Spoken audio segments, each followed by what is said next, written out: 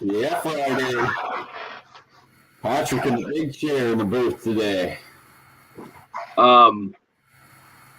We're about to do the opener. I have something very embarrassing that we can start with. Oh, fantastic. What a great way to start the day. So, no Jen, no Bill, but plenty of Patrick embarrassment. Beautiful. Surprise guests coming later. Plenty of guests. And we're opening with Perfect Strangers. Oh, what a great start to the day. Yeah, clearly I'm Cousin Larry and he's Valky. Yes.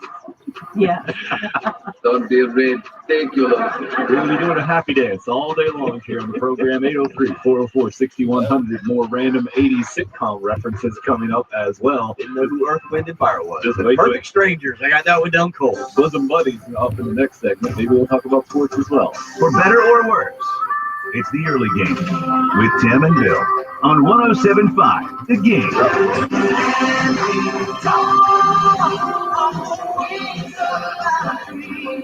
I think every Friday should start.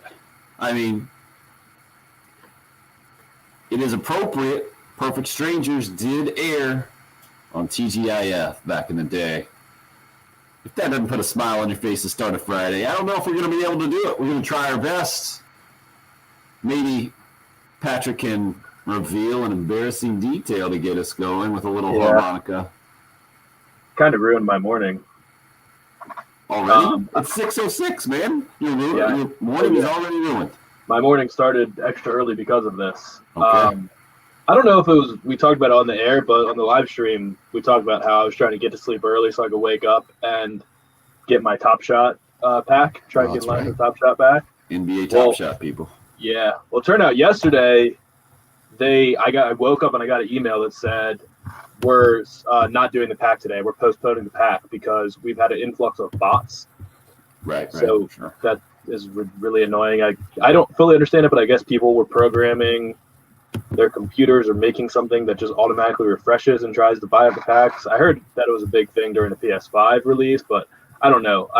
So when I got home this morning, I checked and I saw my email said we're releasing a new pack at 9 a.m. Pacific time. So I said, 6 a.m. It's coming out right when the show starts. So I literally raced home, changed really quick, got in the car. I got to the studio at 5 a.m., over a full hour early, so that I could get the Top Shot logged in and started refreshing the page every 2 minutes for an hour straight. I did that until it clicked in my head that I saw something that said it's released in 6 hours. I said, what? It's supposed to be 6 a.m. And I just completely forgot time zones. No, you didn't forget them. I just got them wrong. Yeah, I just got them wrong. Flipped them a little bit. It happens. So it ruined my morning. And I've really lost a lot of sleep and stress. I've probably lost a couple of weeks off of my life trying to stress over this Top Shot thing. So I also have to stay up later now because it turns out 9 a.m. Pacific is noon. So I'll be up till noon. And if I don't get the pack at noon, I'm going to be so upset. We're all pulling for you today, Patrick. We're all pulling for you. NBA Top Shot. If you're unfamiliar, it was this time last week, right? That we talked to my buddy Jason Harrell over in Los Angeles. He was still up through the night, but he is an NBA. He introduced us to what NBA Top Shot is, which my mind is still boggled by. It's a combination of old school sports cards with video now and cryptocurrency and the whole thing. And Patrick's all in. He said, this thing can be valuable. I can double, triple, quadruple my money. I'm in. And you've been unsuccessful so far, right? Yeah. The packs are impossible to buy. I mean, which aren't packs, by the way. They call them packs. No, they're no bubble gum involved. There's no physical pack at all, right? They just send you a link. Yeah, but it's like 100,000 plus people trying to get 1,000 or 10,000 packs or something like that. So it's pretty much just pure luck whether or not you're going to get the pack, even if you're there on time. And what a world we're living in. And I'm not sure. I'm pleased with the start we're off to, especially on a live video stream, sponsored by Buford Lending, by the way. Glad you're up early with this. Facebook Live is the only participant so far, KT, with the typical first one in. He, instead of going good morning, though, he switched it up to yo today. I'm not sure I like that tone. And then Ronnie in after that saying, just realize I'm old. I'm one of 2 people up at 6 a.m. with nothing to do but watch this. Well, what else you want, man? Yeah, it's first of all, it's more than 2 people. Also, why is that a bad thing? And also, why does that make you old? Yeah, it has nothing to do with being old, man. I would say you were showing your technological prowess by being up on a live stream, Facebook Live with the video, and we've got the radio program now where you got some faces to put with the voices. Carlton, thank you for getting us back on track with a pleasant good morning there. Well done, sir. Another person getting us off on the wrong foot this morning at 5:35 a.m. Chris weighing in says, morning, guys. First a horrible season, now probation. Season can't get much worse. Chris, let me help you out here. The news yesterday he's referring to is the NCAA, USC putting out the press release about the NCAA, basically putting a bow on the end of the Lamont Evans investigation. And the news yesterday was about as good as you could have gotten. The way this thing went down was about as good as it could go. I mean, you guys know this was a massive mess. And Lamont Evans went to prison. So the fact that South Carolina doesn't get any additional NCAA punishment here, that they don't lose scholarships, that you don't have more punitive action taken, I think was as good as it could have ended. So I disagree with. I understand that you're massively frustrated, disappointed with the men's basketball season that has just gone wrong in multiple ways. 6 straight losses now, and just kind of playing out the string. Yesterday, the news also coming out that the Kentucky game is going to happen. I think it's a week from tomorrow this year. So you added a game in the one season where you really don't want to add a game down the stretch. I get that, but we've got baseball season here, people, to look forward to. We've got Carolina-Clemson to look forward to this weekend. Now, Patrick started our pre-show meeting with, so has the weather cleared up? And I told him I wasn't sure. I hadn't checked the latest weather in Clemson. It took you about 5 seconds to say, oh, no, it has not cleared up. Yeah, because I always operate under the assumption, clearly the incorrect assumption, that the weather here is pretty much the same as anywhere else in the state of South Carolina. That's actually just not how weather works at all. So I checked our weather and saw, it's actually, I mean, it's going to be overcast, but it doesn't look like it's going to rain too bad. Not at the Clemson, it's going to be 80%, 90% rain all day. So, well, starting at 9 a.m., it's 99% rain at Clemson today. Then it goes up to 100% at 10 a.m., 11 a.m., 12 p.m. I'm seeing. Drops all the way down to 97% at 1. Gets all the way down to, at game time today, 88% chance of rain at 4 p.m. And then I guess by 7 p.m. it's just 59% showers and the light rain at 6. So I guess there's a possibility they get the game in there. It certainly does not look promising.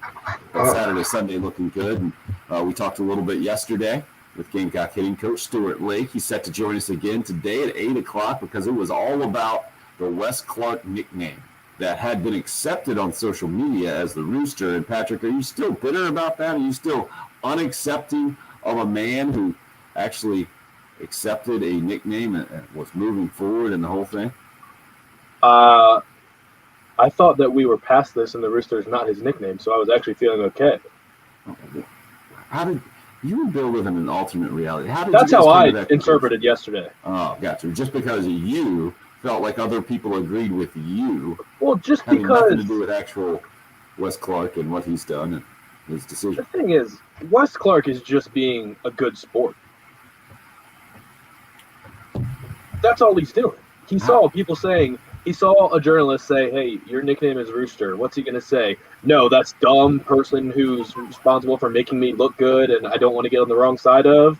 No, that's a dumb nickname. Don't name me that. Patrick, when you hit 6 home runs in 4 games, no one is in charge of making you look good. Okay? It's impossible not to look good when you hit 6 home runs in 4 games. Of course. You ain't got to worry about any of that. But now he's just being a nice guy. That's all he's doing. He's a kid. He's being nice. He's what, 20? Yeah, somewhere in there, 21 maybe. He's a kid. Okay, you say so. Coming from the old and wise 25-year-old Patrick Perrette this morning. Now, this is more like it. KT, back in on the show, on the live stream. I've waited 4 hours for the show to start. That's what I like to hear. Ronnie says he's headed to do a little fishing. First time checking it out on Facebook. Well, welcome, Ronnie. Welcome. Why is KT? You a night? Are you a third shifter too? I'm curious. At the people that listen this hour, how many? You can text or comment. How many of you are still awake or just waking up early? Great question, Patrick. I'm curious about that.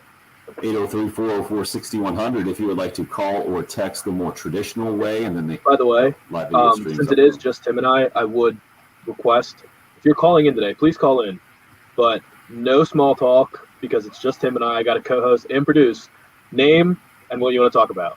So I'll say 107.5 The Game. You say, hey, my name is Patrick. I want to talk about Deshaun Watson and Russell Wilson. I'll say, okay, thank you. I'll put you on hold. Bang. That's how the calls have to go today. Are you promising you'll say thank you? I will say thank you. If you call like that, yeah. We'll do our talk on the air. We'll do our actual conversating on the air. Runs a tight ship there. Chandler says that the game today gets canceled. Do you think they reschedule it, Chandler? 1,000% they reschedule it. And Mark Kingston talking about that yesterday, saying they'll just look to put it later on in the year. In the years past, I think there have been a Monday and a Tuesday rescheduling. Not likely to happen quite so quickly, I think, this year, but they will definitely try to get it in. This is not like the basketball issues that we had earlier in the year where you just run out of time. And that's one of the pluses, really, of having this series scheduled so early in the year, in the second weekend of the year, is that you have time to do this. And there's so much interest and so much fan support for this thing. Certainly Clemson would want to get in the home game against Carolina. And Ronnie said he would guess doubleheader. No, they're not going to do a doubleheader. That's not how this series is played. It's a little too big time for that. Timothy hits us up. Timothy P. up early in the office before 5 a.m. Well done, sir. That's how you get a Friday morning started. I mentioned the nickname, the proposed nickname. Yesterday we were talking about anonymous. Raj hits us up on the Cool Care Heating and Air text line. He did it last night, so maybe we give him a pass last night. But when you're hit us up, because the text line's always open, right? 7:03 p.m. So this was right after Heath's show, right as Carolina Calls was kicking off with Frank Martin last night. And we'll let you hear a little bit of that, especially Trey Hannibal, the comment there, the comments about the NCAA investigation, wrap it up and the whole thing. We'll do that. We'll do the standard sports talk radio show. Don't worry, but we're going to have a little bit more fun as well. Raj says, morning show. I win. I never played, but I've worked around professional baseball players for years before being around SEC baseball players for years. So I know. Cornholio. Wes Cornholio. Trust me, this works for many reasons. The number one being it makes no sense at all. You're welcome. 11 hours later, 6:06 this morning, 11 hours and 3 minutes later for those of you who can score at home. In retrospect, Raj says, it's probably not that good. What was going on at 7 o'clock last night that was so different 11 hours later? And Patrick, what do you think of Wes Cornholio Clark?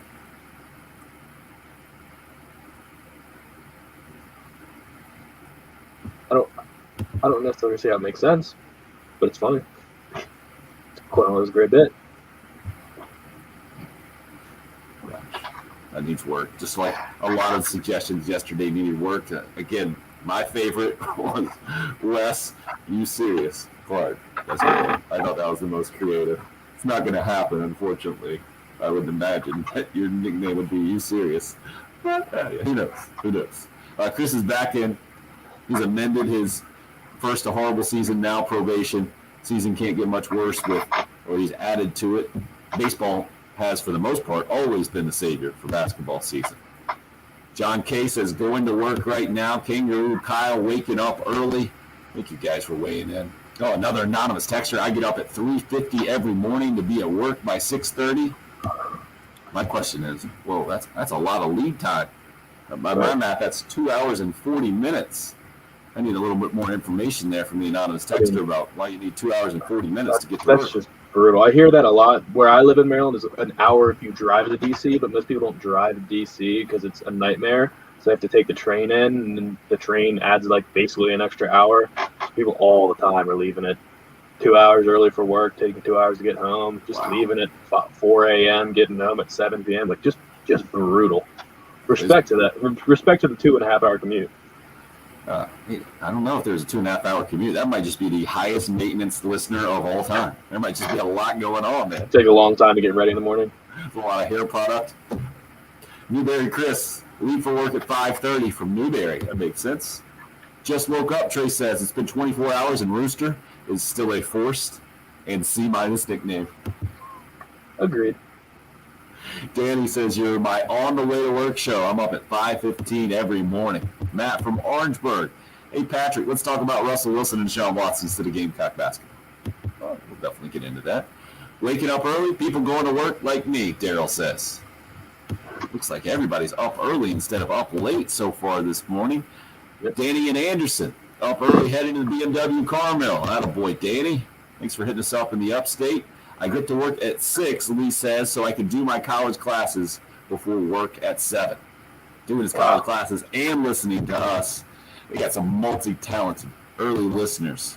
Thanks for weighing in and letting us know where you're listening from and how you're doing it this morning. Off to a good start now. Feel like we have recovered. We're on the right path.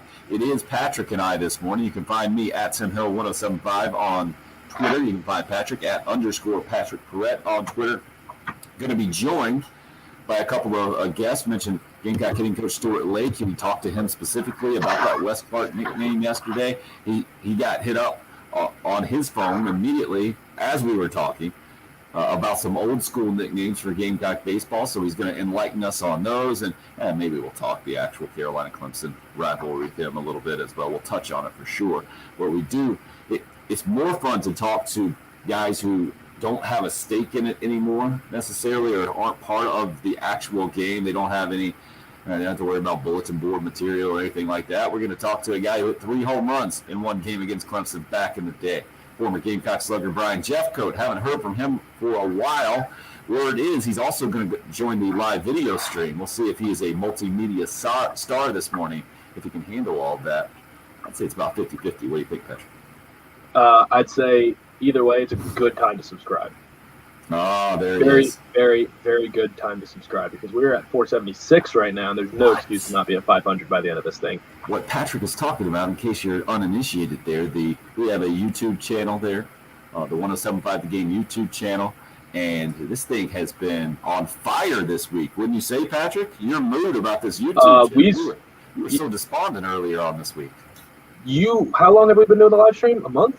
Yeah, right at a month. Exactly a month. Right at a month. So the first 3 weeks we had 200 subscribers basically, and this week we've doubled that in this week. So it's been a very good pace. Hope is not up yet. She usually, I think we've realized that she gets up around 8, so she's done a lot of the legwork for us too. But yeah, we need 25, and we'll be in good shape for this week. Then we can start fighting towards 1,000.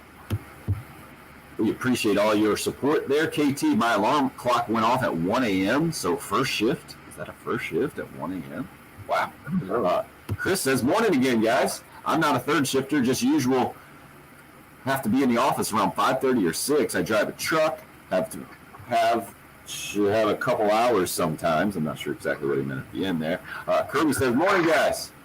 Just an early riser here. Enjoy the show every morning. Good to have you, Kirby. Jason, how dare you, sir? I miss Bill.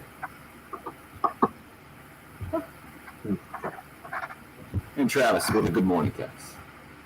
Good morning to all of you guys. Thanks for making us a part of the routine, especially on a Friday morning where it is our job, Patrick and I. We'll do our best to put a smile on your face this morning. Talk a little Gamecock athletics all over the place. Chris says he has a couple hours drive sometimes. No problem. That makes more sense. Now I'm with you. 803-404-6100. Again, if you would like to join us the old traditional way, Love Chevy phone lines, text line open as well. But we have a little bit more room for some of your gas baggy hot takes, since just Patrick and I are here helping to fill the huge shoes of Bill Gunter and Jen Jensen. You're listening to the early game here on 107.5 The Game.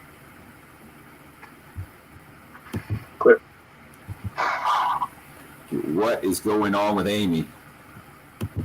Amy, what? 8 weenie dogs? Whoa.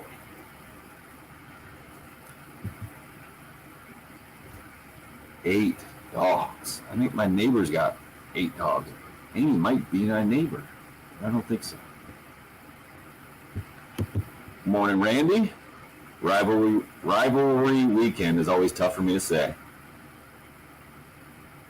We hope the rain holds up. Holds out. It's up in Greenville. All right. Not looking good, the weather today in Clemson for sure. Yeah, Chris, please don't do that. No texting and driving. Travis, what you got for us here? I'm about to be in the car to take the kids to school. Can I get a birthday shout out to my daughter, Aubrey?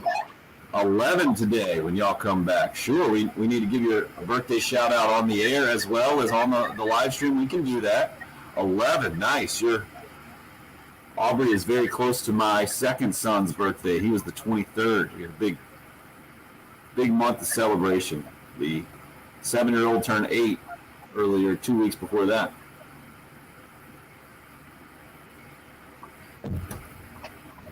And this is where Bill should come into play. I think his daughter is 11. He could maybe have given you a little advice on the birthday celebration. No problem, Travis. No problem. That's what we're here for.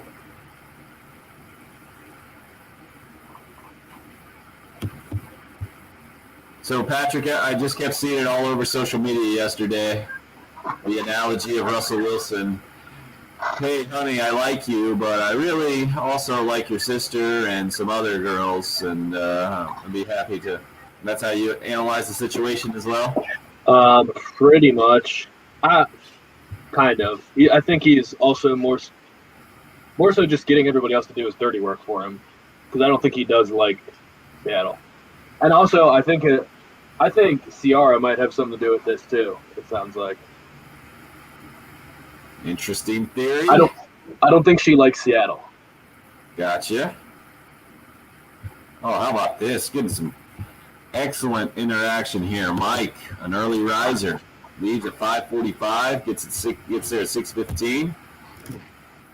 We'll seriously consider now starting the show at 5:45 for you, Mike. Put that in consideration. I'll write up a proposal. Swifty, I think this is his first interaction here. Good morning to you. 4:30 every Monday through Friday, working 10 hours a day. And a boy, Swifty. No, thank you, sir. Yep. Or ma'am. I guess I shouldn't just assume you're a sir.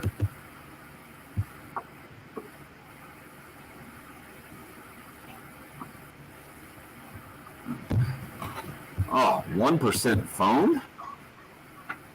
Yes, I said my neighbor has 8 weenie dogs, I think, that bark all the time. So I was thinking maybe you're my neighbor, but I don't think so.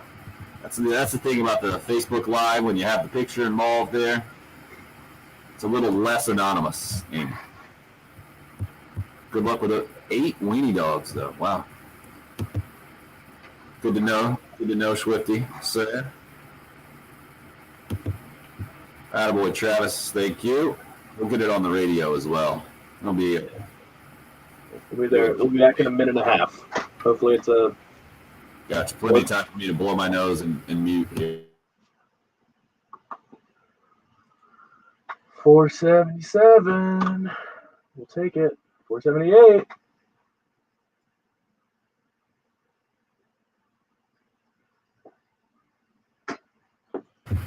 All right, back. Good to go here. Let's check out the text line. Wow. This is fantastic. People blowing this thing up this morning. Okay. Yeah, it is nice when we just get a barrage of text. Makes you realize that people are listening. A lot of people are listening. And that's how we want to go, man. Yeah. Sometimes it doesn't feel that way. But the more you can weigh in, the better the show will be. Well, most of the time. Most of the time. All of Jen's index cards are here. Anything good? Oh, for the stream? Yeah, I haven't even seen that. Flash him up there. Nice. It's good. She is a good artist.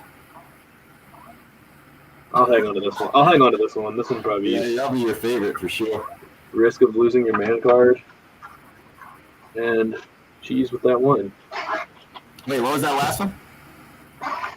Need cheese with that wine. Got it. I think those are all for me. We're coming back.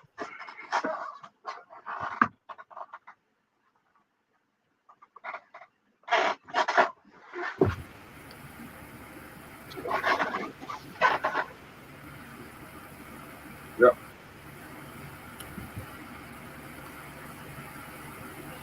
You guys have single-handedly turned this ship back in the right direction on a Friday morning. Tremendous response to Patrick's question out there. He was just wondering where you guys are at, how you're listening. Are you up third shifter? Are you up early? A bunch of you weighing in. We need to start off this segment by Travis saying he's in the car now with newly 11-year-old Aubrey, his daughter. Birthday today. Happy birthday to Aubrey, 11th birthday. Special time. Travis, appreciate all the support you bring to the program. Apparently, we got some fireworks going off for Aubrey's 11th birthday. They just seem celebratory. Sure, I'm down with that. And a ton of you weighing in on the Cool Care Heating and Air text line, 803-404-6100. We talked about, we had a texter in here earlier that was talking about a 2-hour and 40-minute gap between waking up at 3:50 and being to work at 6:30. I was like, man, that might be the highest maintenance listener we have. Another listener hits us up, says, what about the least maintenance? I'm up at 5:20, at work at 5:40. Well done. That's more my schedule, for sure. Billy says, just getting up at 5. The wife has to be at work at 6, so I'm going to be up at 5 and spend a little bit of time with her before she goes to work. Billy says, I'm disabled, don't work anymore, so I spend the rest of the morning listening to you guys and just being a lazy bum. Thank you. Billy, great to have you. I appreciate your now. So we get all these texts, right? And I feel like I get a mental image by your comments and also by the punctuation used, the capitalization, the whole thing. I get probably a completely skewed picture of you out there that helps me fill out how I envision Billy talking to us now. Kenny Anderson. Wait a second. No. Maybe saying Kenny Anderson, Bamberg County. No, Bamberg is not near Anderson County, is it? I don't know. My South Carolina. He says he's patrolling the county. Attaboy. Thanks for keeping me company. Kenny, thanks for patrolling the county out there in Bamberg County. Well done. JW says up at 3:30 to be at work at 4. Wow, well done. And he also mentioned the last time he texted us he was in Winsboro, so that's where JW is hitting us up for.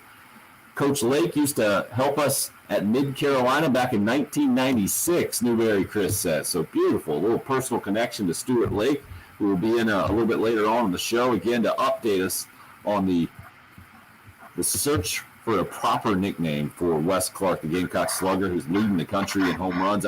I noticed last night, I looked it up. You would think in 2021, the NCAA could do a little bit better job in updating its national stats, but it's still a full day behind, maybe really like 2 days.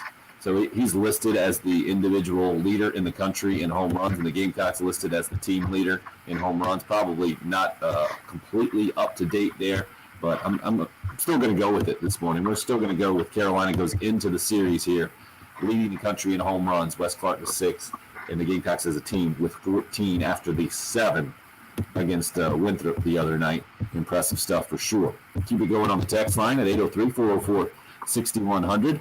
Wake up at 5:30, Adam says. Go to the gym at 7, then go to work at 9:15. Listen to the morning show, then the noon and 1 o'clock shows while working. Have to admit, hate that Eric Kimry is no longer in that noon hour. Yeah, I don't know how he chose Shane Beamer and company. By the way, did you see the latest social media video last night put out by Gamecock Football, Patrick? I didn't see the latest social media video. I saw Kimry on Twitter a little bit last night. Oh yeah, what was he up to? Was it he's Young last night? I think I doing saw a good Young job. quote. He's like really a true millennial the way he interacts on social media. He's really got it down. I'm impressed for a man of his age. Well, I guess he's right on the cusp. He is a year or two younger than me, I think, somewhere in there. He might be a full 2 years younger than me. I'm 43, and I think even I'm right on the cusp there of Gen X and then the millennial deal, born in 1977. I think I'm I'd certainly identify myself as the Gen Xer instead of you millennials, even though are you a Gen Y-er? Is that the deal, or Z-er? Or where are you? I'm a millennial. I don't know what letter that associates with. Okay. I don't know. Cool. Kimber posted that he's recruited. Richland County and Lexington County are his recruiting areas, though, or his territories. So.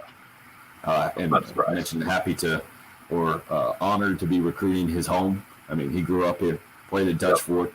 His dad, Bill Kimmery, has been coaching in the area forever, Lower Richland and Dutch Fork for the longest times. Calhoun County, I think the latest, and has helped him out at Hammond as well. But yeah, Eric was great on the program. Hoping to have a bit of an announcement to have someone else join Pearson Fowler in that noon hour pretty soon for you. So Adam, stay tuned for that news. And the social media video I'm talking about, certainly worth looking at. Patrick, you should go check it out. Gamecock football. It is intense there. You know, you see these off-season football workout videos all the time. You talking about Under the Lights? No, that was the one they put out, I think, a couple of nights ago. I think they put out kind of a subset of that again last night. It looked like a tug of war. Oh yeah, I see pictures of it. I see who's this. There's definitely a video. Doing They're a tug of getting war after again? it. Yeah, I saw a number 10. Was that Leggett? I'm looking at 17. I don't know. I see the back of his head. I thought he was 17, but there's an extended one. It was just two guys getting after it for a solid, 20 seconds or so, and then it's just a scrum after that. The video that I saw. Maybe you can find that as you. Yeah, it's not on the Gamecock Twitter page, so I don't know. Where do you think I saw? Come on. It's not on the Gamecock football page. All right. I'll try to do your work for you and find it for you. It's just four pictures of it. Justice hits us up at Tim Hill 1075, where he finds me on Twitter. Says, I'm a teacher. I listen until 7 each day. Attaboy, Justice. That's how you start your day, right? Andrew says he's chiming in from Lancaster. Up at 5 a.m. every day, gym by 5:30ish, work by 6:45ish. Get to catch the earliest part of the early game. Cheers and happy Friday, fellas. Back at you, Andrew. And then Matt W, up at 5, work out, then heading to the fire department for my shift at 7. Listen to y'all on the way. 107.5, the only station saved on my preset in my vehicle. Well done, Matt. Appreciate everything you do as well. Clemson Allen, even though he's Clemson Allen, we appreciate him listening as well. And he talks in the third person in his text. He says Clemson Allen is up and does more work before 6 a.m. than most people do all day. Blue Tigers. Does that mean he's in the Army? Maybe. Can you talk in the third person if you're in the Army? Does that work? How about an anonymous texter hits us up at 5 to be at Waffle House by 6:30. Now, does that mean you're going to work at Waffle House, or is that just the morning breakfast routine? Need to know more. Day. Can't do that every day. Never know. That gets you. We need more information there, anonymous texter. Jody says the local truck driver hauling fuel to the gas stations and leave the house at 4 a.m. every morning. Well done, Jody.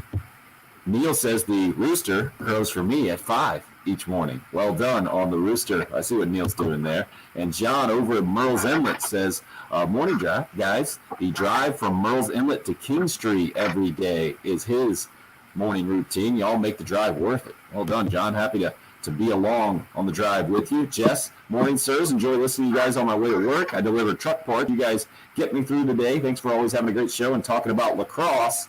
Thanks, guys. I should really read these things beforehand, huh? I would have skipped over that last part about talking about lacrosse, Jess. I think Jess is up in the upstate, if I remember correctly. He keeps us up to date on some dirt track stuff as well. Another Billy.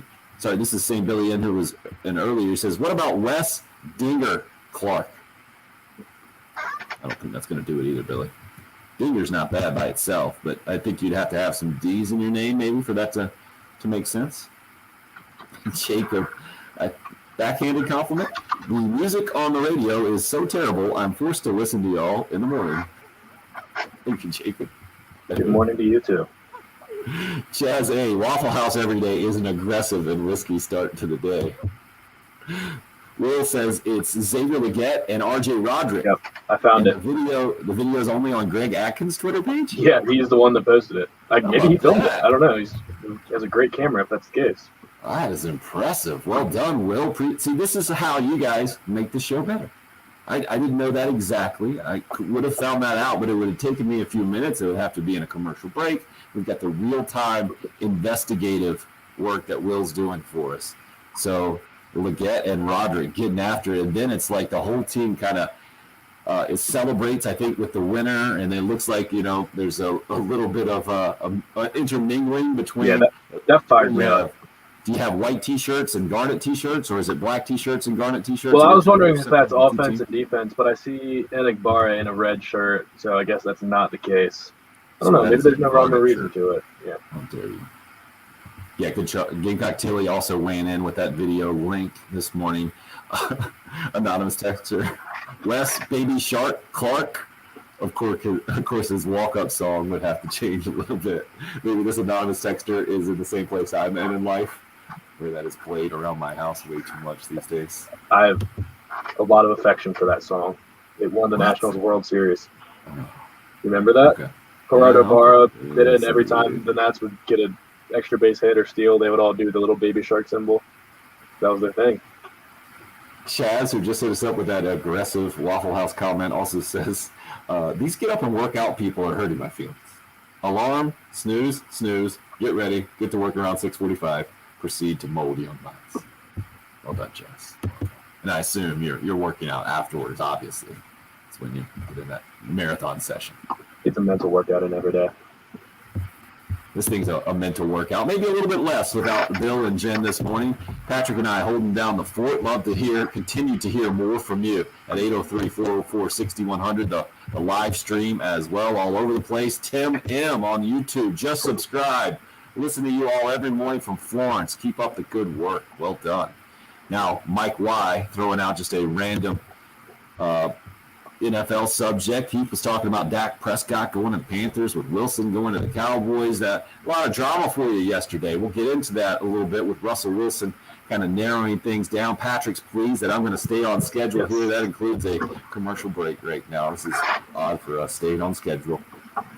It's the other game. It's 107.5.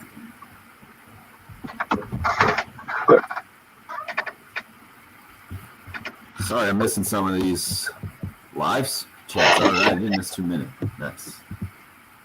Good morning, Josh. It was a very newsy day in the NFL world. Yeah, well, I know you're all pumped. There's Tim.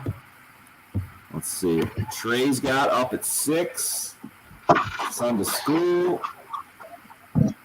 All right, Sean. If Sean ever calls in again, he's our youngest caller. He's Trace. See, now we know. It's a great day of basketball yesterday, too. You say great day of basketball yesterday?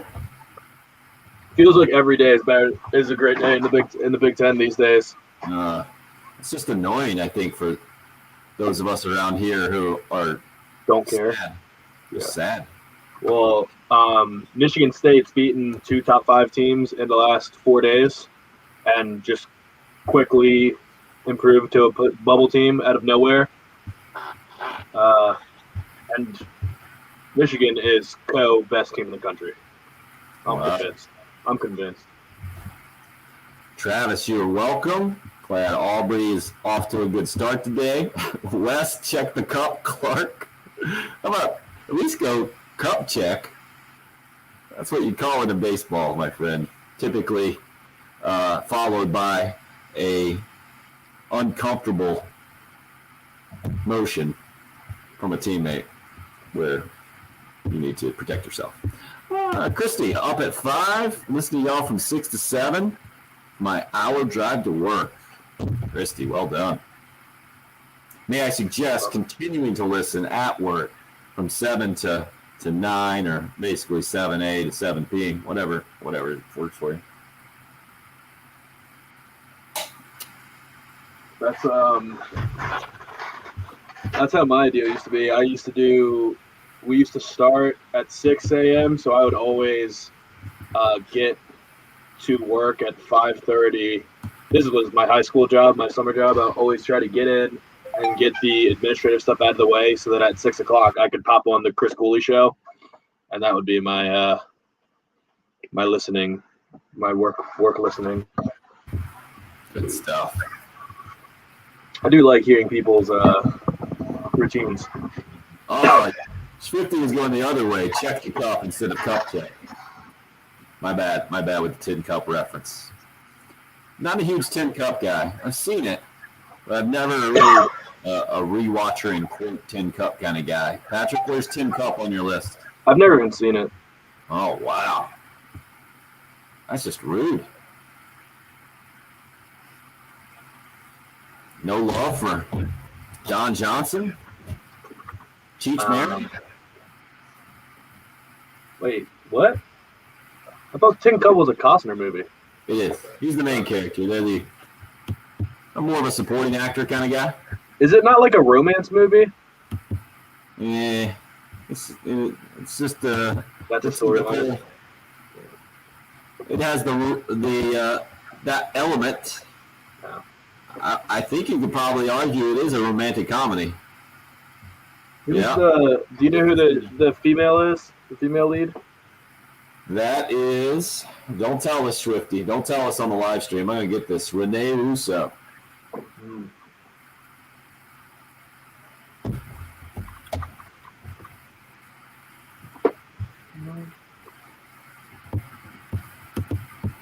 All right, let's go here. So we'll go NFL when we come back.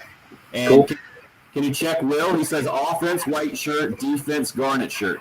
Yeah, but wasn't Leggett wearing the garnet? I don't know. I thought. Oh no, I think he's right actually. I had it backwards. Leggett is in white. Will has broken this video down. Well done. There's only so many numbers I can actually see though, but the few that I can see are.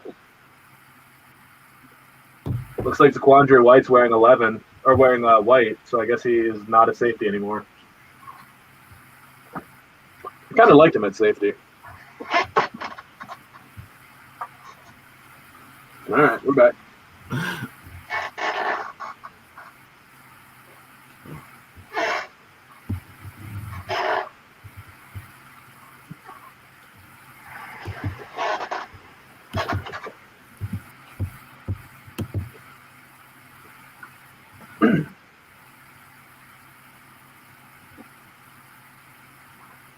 Yep. Man, you guys have completely turned the tone around of this show this morning. I really appreciate it. Patrick Perrette helping to fill in this morning. No Bill, no Jen. Patrick's holding things down in the Herndon Chevrolet Studios in downtown Columbia.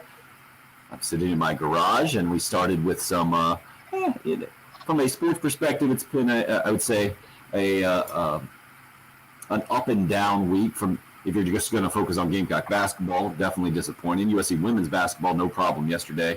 They were the odd 1 o'clock game against Ole Miss. They rolled there. Sets up the big game against Texas A&M on Sunday.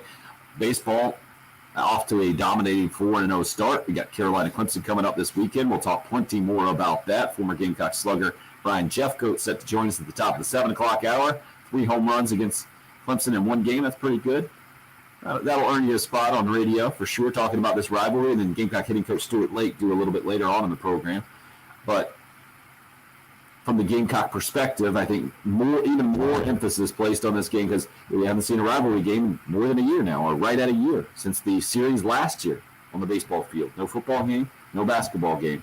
So I think that maybe there's more anticipation this week. And then you had the NCAA news coming down yesterday about the Lamont Evans investigation basically coming to an end. No further sanctions from the NCAA against Carolina basketball. I think good news, but whenever you see the NCAA attached to your school or program in any way, I understand if that puts you in a bad mood. I get it. So I think that's how we started this morning. And then Patrick just asked for you guys to give us a little bit more information about where you're coming from, and you have in a big way. Patrick had missed the social media video put out last night, and I didn't realize it was by offensive line coach Greg Atkins, but Will pointed us in the right direction. He got to watch it, and now Will has broken it down. He says the offensive guys were in the white shirts, the defensive guys in the garnet shirts. You have confirmed that via video, correct, Patrick? I mean, I cannot non-confirm it. I mean, I can't tell you exactly, but everybody that I see in garnet is a defender, and everybody I see in offense in white is an offenve player. Okay. So And who won the specific tug of war that we're seeing in the video? it was a good rip. I believe R.J. Roderick won. I mean, he was definitely pulling him back, yeah. And then Leggett goes flying over the top of him. So, yeah, R.J. Roderick definitely won that one. Sharp Spur, Cool Care Heating and Air text line, 803-404-6100. Leave the house in Irmo at 6 a.m. Sumter by 7:15 for work. Y'all make the ride go quickly. Have a good day. Go Gamecocks, he says. Thanks for tuning us in every morning, Sharp Spur. Happy to be a part of that. Barbecue service on the weekends. Pitmaster says briskets off the pit around midnight, in bed at 1 a.m., back up at 3 to get the ribs on the pit. Whew, that is impressive stuff. And I'm sure the payoff is worth all the effort. I've seen his pictures. They look pretty impressive. I haven't gotten the chance to eat them yet, but feel free to drop those off anytime. Studio. Patrick will always take the free. Well, any of us will always take the free food. Who am I talking about? Also in Winsboro, up at 5:30, Marshall says, to help get the 11-month-old ready for daycare. Northeast Columbia at 7:30 for work. Happy Friday. Well done, Marshall. Yeah, you're right on schedule. I think your 11-month-old, maybe a couple of weeks older than my youngest one now. If you're in the waddling stage like I am, hats off to you. Ben from Lexington, up at 6, at work by 7, to mold some young minds in the classroom and on the football field. Workout happens in the afternoon if I'm required to share that detail. Well done. And Kentucky Joe, up every day at 6, work by 6:45. Listen to you guys from 6:30 till 9 most days. Ironically, when I text, I usually get conference calls that day, so I don't get to hear from everyone. There's only one nickname for Wes Clark. Wes Batman Clark. Not Wes the Waiter Clark. That has a ring to it, serving home runs. Okay, fair enough. Patrick, you want to get in on the NFL news from yesterday? Russell Wilson kind of leading the way. Deshaun Watson also?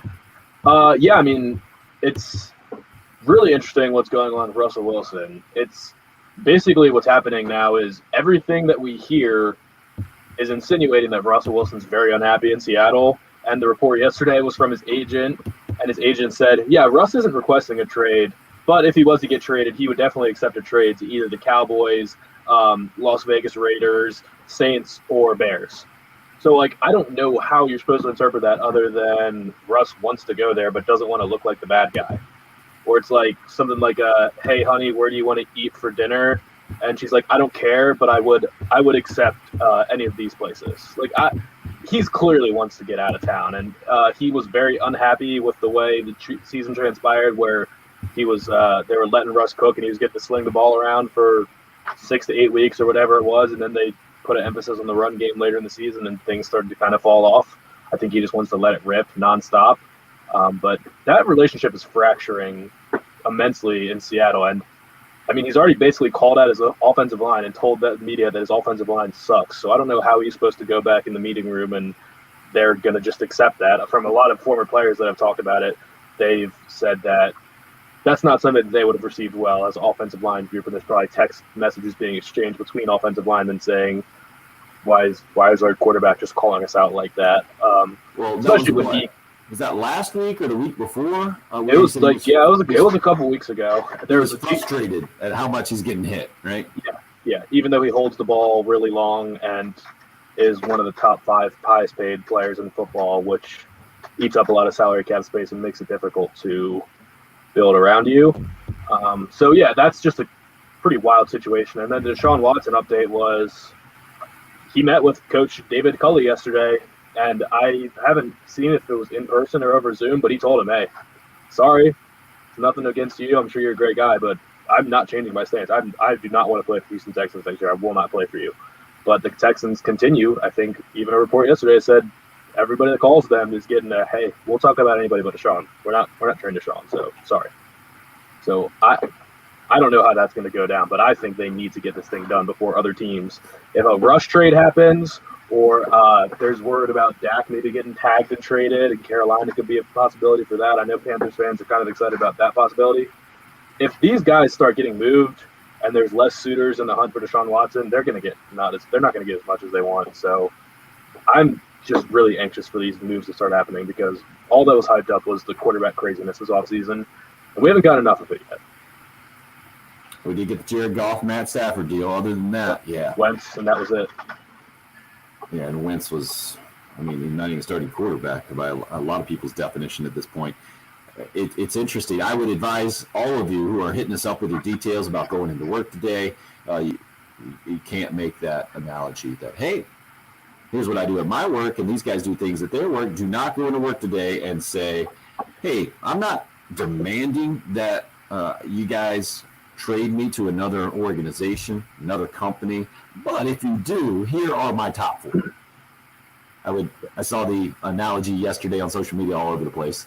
Honey, I don't want to get a divorce. I'm not saying we should get a divorce, but if we do, I just wanted to let you know that I've had my eyes on your sister and your friend and her friend.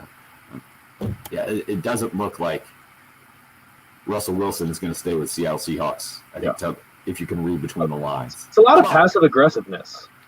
No doubt. I think Russ and that is Deshaun what need he to is, actually get in front of the camera and just say straightforward, this is what I want. Well, Deshaun Watson seems to be pretty firm. I Yeah, don't see any but I think it's passive reaching the aggressiveness with him. point. They're almost going to reach a stalemate. The Texans are firm in saying, yeah, we're not going to trade him. Like, I think Deshaun needs to do a sit-down interview or something, or just come out and say, look, this is the deal, and get in front of it, because the Texans are stringing this along, and I don't know if he's forced their hand yet completely. I disagree. I think everybody's on his side already. You got nothing to gain by popping on TV. How about Miles? Just finished an overnight shift protecting and serving in southeastern Pennsylvania. Been listening to you guys religiously ever since I was on active duty at Shaw Air Force Base in 2017. Go Gamecocks. Hour 2 coming up. Good. Well done, Miles. Southeastern PA. Impressive. Oh, man. I don't really have that ESPN audio going. Sorry, guys. Hope that wasn't on. The autoplay on ESPN is terrible. What's that? The ESPN autoplaying when you Yeah, just have a video brutal. is the worst. Brutal.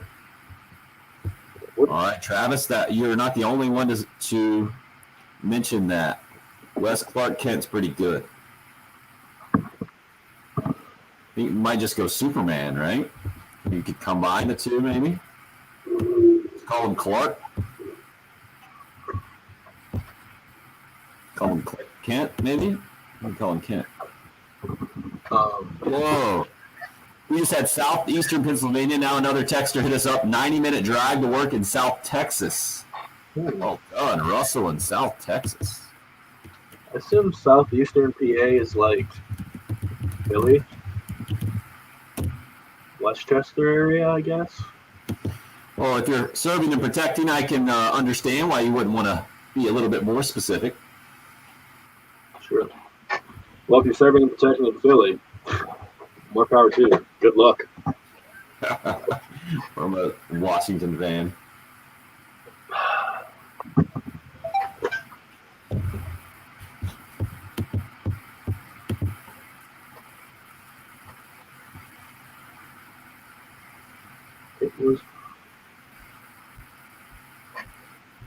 Who is Todd talking about here?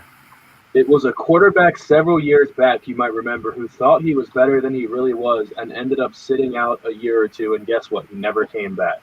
Deshaun Watson better watch his steps. I have no idea what he's talking about. He's That's good certainly call. not talking about anybody that had a top 5 MVP-like season, is he? What, Jeff George, maybe? Was Jeff George doing that back in the day? Who else? Michael Vick didn't sit out a year or two because he wasn't happy with his contract. Who could Todd be talking about? We need some help on the live stream with this. Co-pilot, attaboy, he's in. So we got text coming in. Oh, look at this. How about that? Oh, look at this guy. Boy, Jeff Coate, the former Gamecock slugger. Nice work. You hear us loud and clear? Hang on. Oh, we hear you. I put you on hold on the phone. Yeah, we can Okay. hear you just fine on the live stream. You can just talk with your computer. It's just when we're on the air, we need you on the phone. All right. Let me turn these. How Gotcha. about that? Yeah, beautiful, man. I'm on it. Good. Morning. Good morning, guys. Your office actually looks like it was designed for? Have you been doing a lot of Zoom calls? No, You got not. the backdrop almost perfectly even. The door Agreed. right in the middle. Impressive. Well, I did get here at symmetrical. 4:00 this morning to get this ready for you guys. Yeah. So Atta boy, well done. I love the symmetry. yeah, not too bad. I got a little gamecock over here. Little. Yeah, you got the Gamecock side and the family side. There you go. Perfect. Thanks for getting up, man. Hey, I'm excited to be here with you guys this morning. It's been too long, I tell you what. And it's just even better that Bill's not with us. That's why some people say they hop on the live stream just to see the facial expressions between Jen and Bill. Oh yeah, it's got to be worth it for sure. Did you see the end of yesterday's show, or did you hear it? Say that again? Did you see the end of yesterday's show or hear it at all? No, I didn't catch it. Bill's taking a day off. He's like, have a good day off, Bill. And I hope you have a good day off. And Jim's like, I hope it sucks. And that was Perfect. it. Yeah, Jen's starting to turn heel. Is there a time to get? We're gonna get back in the studio or what? Yeah, maybe. Word. You know? Yeah.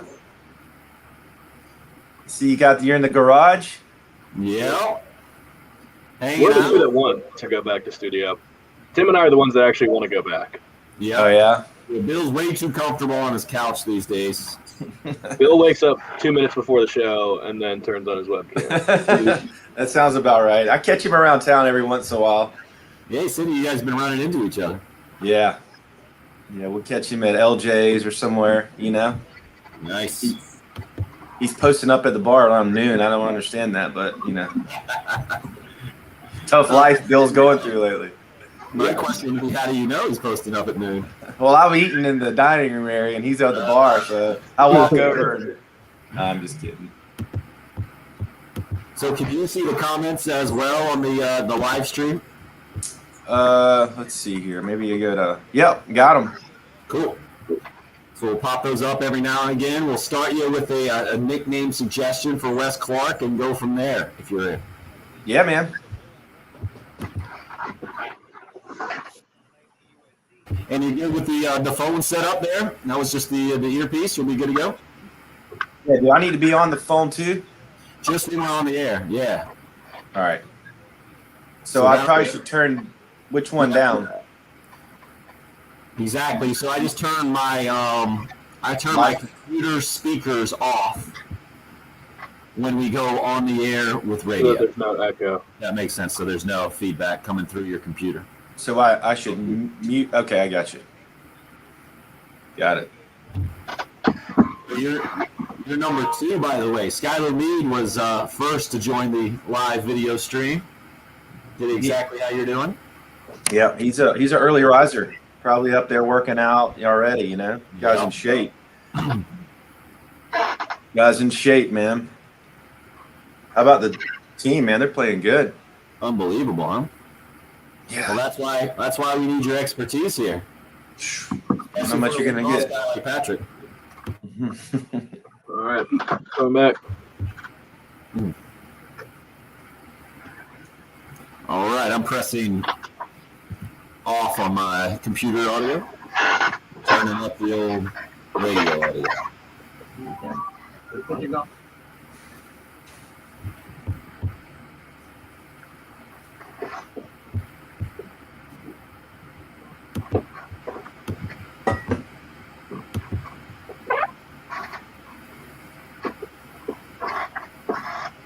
All right, you're up. Perfect time to mention the spring golf tournament teeing off March 12th. That's a Friday, 10 a.m. We'll be getting going with shotgun start, 4-man scramble. You can register as an individual or as a team. Just give Windermere a call. That's where we're having the spring golf tournament, Friday, March 12th, 10 a.m., 786-7888, where you can give Windermere a call. Love to have you out there. Going to do the heckle hole. Plenty of prizes, breakfast and lunch included. It's going to be a great time, and it's presented by Integrated Media. Check them out. We appreciate them sponsoring, and also a portion of the proceeds going to go to benefit Camp Cole this year, the spring golf tournament again, March 12th over at Windermere Club. Joining us now via the radio and the video live stream that is brought to you today by Buford Wendy, by the way. Former Gamecock slugger Brian Jeffcoat. We haven't seen him in a while. Great to see you again, buddy. Guys, so good to be here with you. It's probably been, maybe a year since this, almost?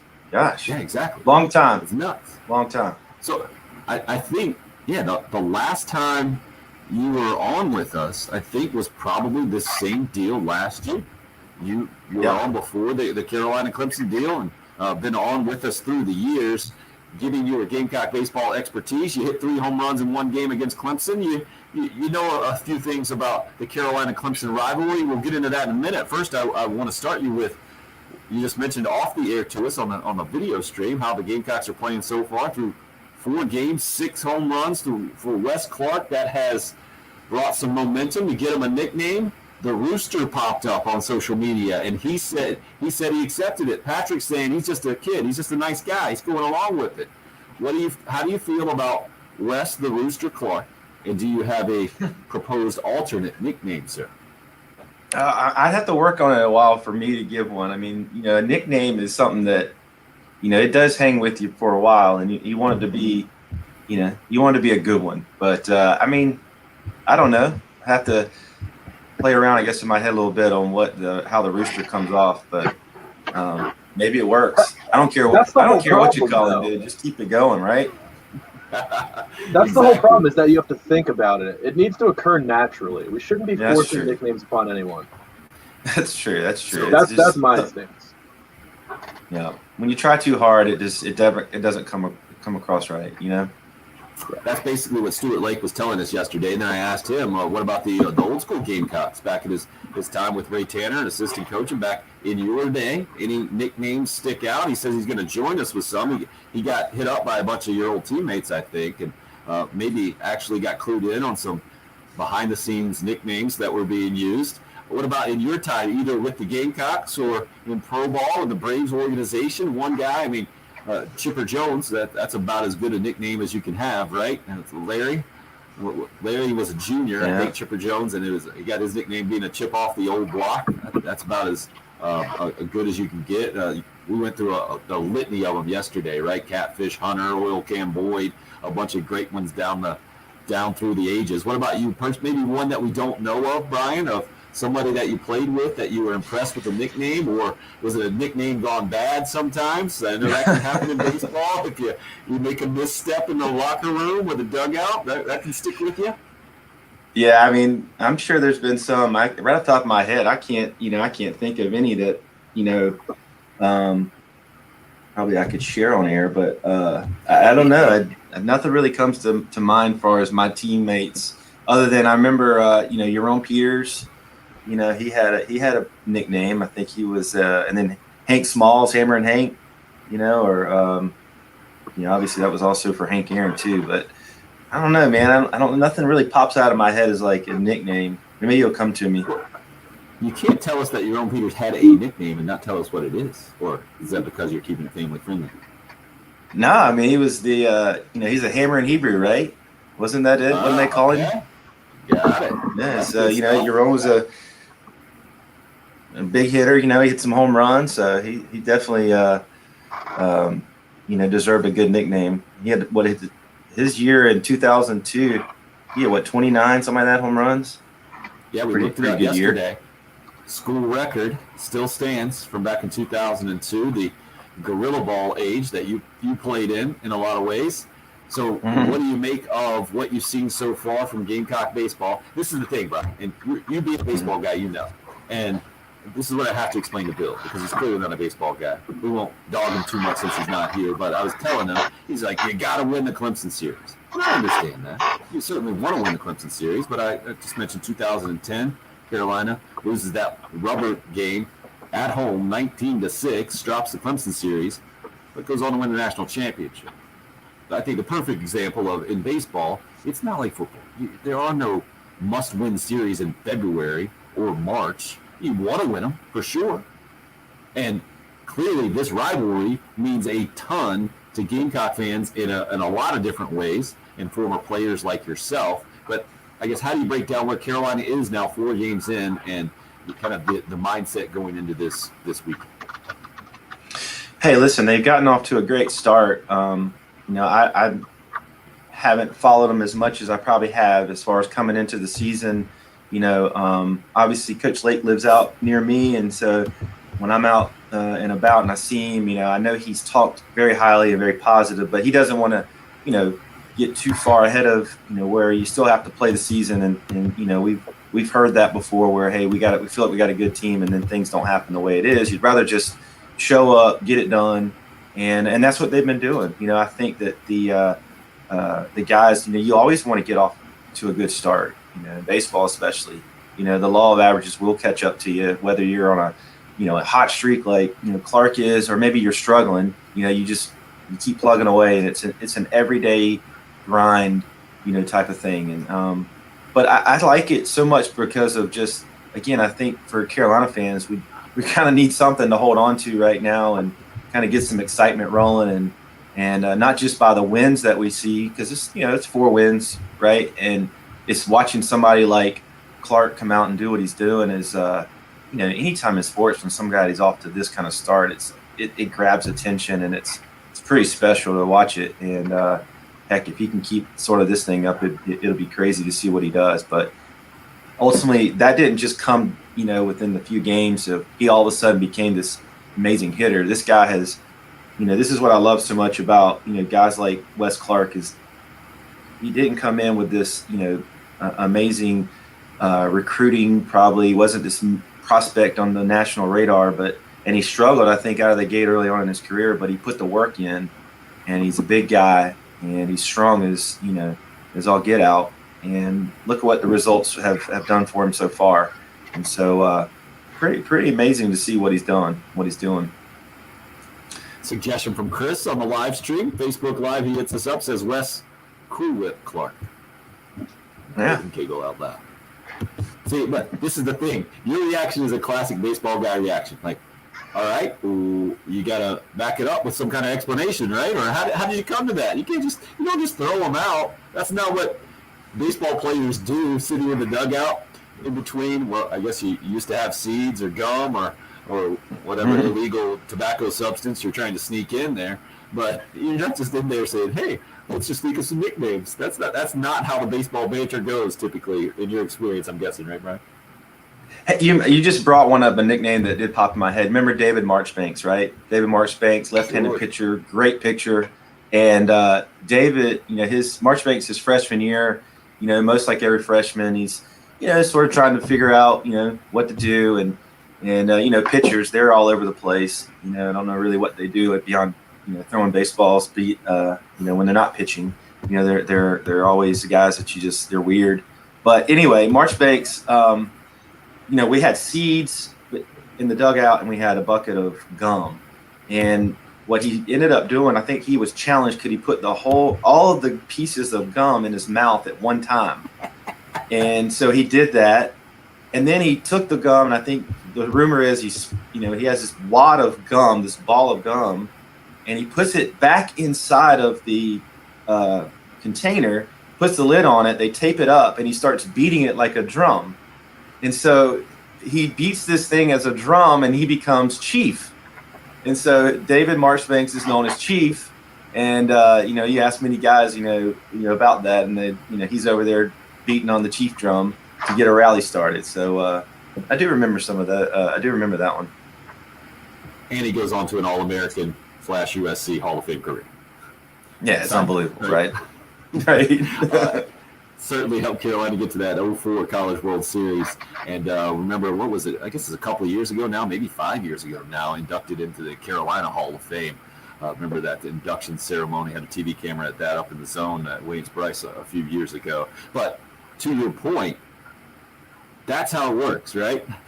It's like it's a process, and it comes together. And then also, I think a lot of times too, you have to embrace it, and then you have to continue to perform to be called that nickname kind of in a good way. Otherwise, it becomes almost like a 4-letter word. Look at Chief. Oh no, Chief's out there again. We're in big trouble. Send up smoke signals. You never had to do that. It was for the other team. And he had a heck of a career, David Marchbanks. That's a good one. I got to get any kind of estimation. What are we talking about? 5 pieces of gum? 50 pieces of gum? Any idea? No, I mean, this is like this is a bucket, you know, and there's probably 50 pieces of those individually wrapped gum, you know, and so again, I honestly I think Kip Balknight has that drum. I really believe it's enshrined in his house. You'd have to ask him, but I do think he's still got it, which is maybe pretty gross, but hey, it's what baseball guys do, man. Wait a second. So, are you telling me it's still sealed? The drum is still sealed with the gum inside? Legend tells the story. Yeah, I think it still could be out there sealed. You know, maybe we should get David on and see if he could like reenact it with the same piece of gum. You know, I wonder what that's like. Cool. Kip is on Twitter. I will be tweeting him here in the next break to confirm or deny, and I think Marchbanks might be on there as well. Maybe we can get them on here this morning. It's all part of live radio, and he's former Gamecock slugger, Brian Jeffcoat. You can see him on the live video stream as well, joining a second ever live video stream guest here on the early game. Impressive technological prowess, sir. Skyler Mead, the Carolina pitching coach, was number 1 on the live video stream. 803-404-6100. The traditional ways to get in touch with us on the phone or via text. We've had a bunch of you weigh in this morning about where you're joining us from, and we appreciate that. It's always great to have a little bit of a backstory to put to some of these comments. Like the co-pilot hits us up on the Cool Care Heating and Air text line up at 6 a.m. most of the time, listening to the show on Alexa, then on my commute to work. Side note, we'll be having a third little co-pilot in about 6 weeks. I'll be listening while he is delivered. My wife probably will not enjoy that. Well done, co-pilot. That's impressive. May we suggest, if it's a girl, Jen Jensen, co-pilot, has a tremendous ring to it. And if it's a boy, Patrick William, co-pilot. You down for that, Patrick? Have you had a child? Yeah, I get the first name. That's perfect. Yeah, obviously. We're getting first billing over Bill. Come on. Everybody knows that. More texts flooding in this morning. Waddy on the text line for some reason instead of live stream. Not sure what's going on there, but he did need to let us know that he's up at 4:30, works out at 5.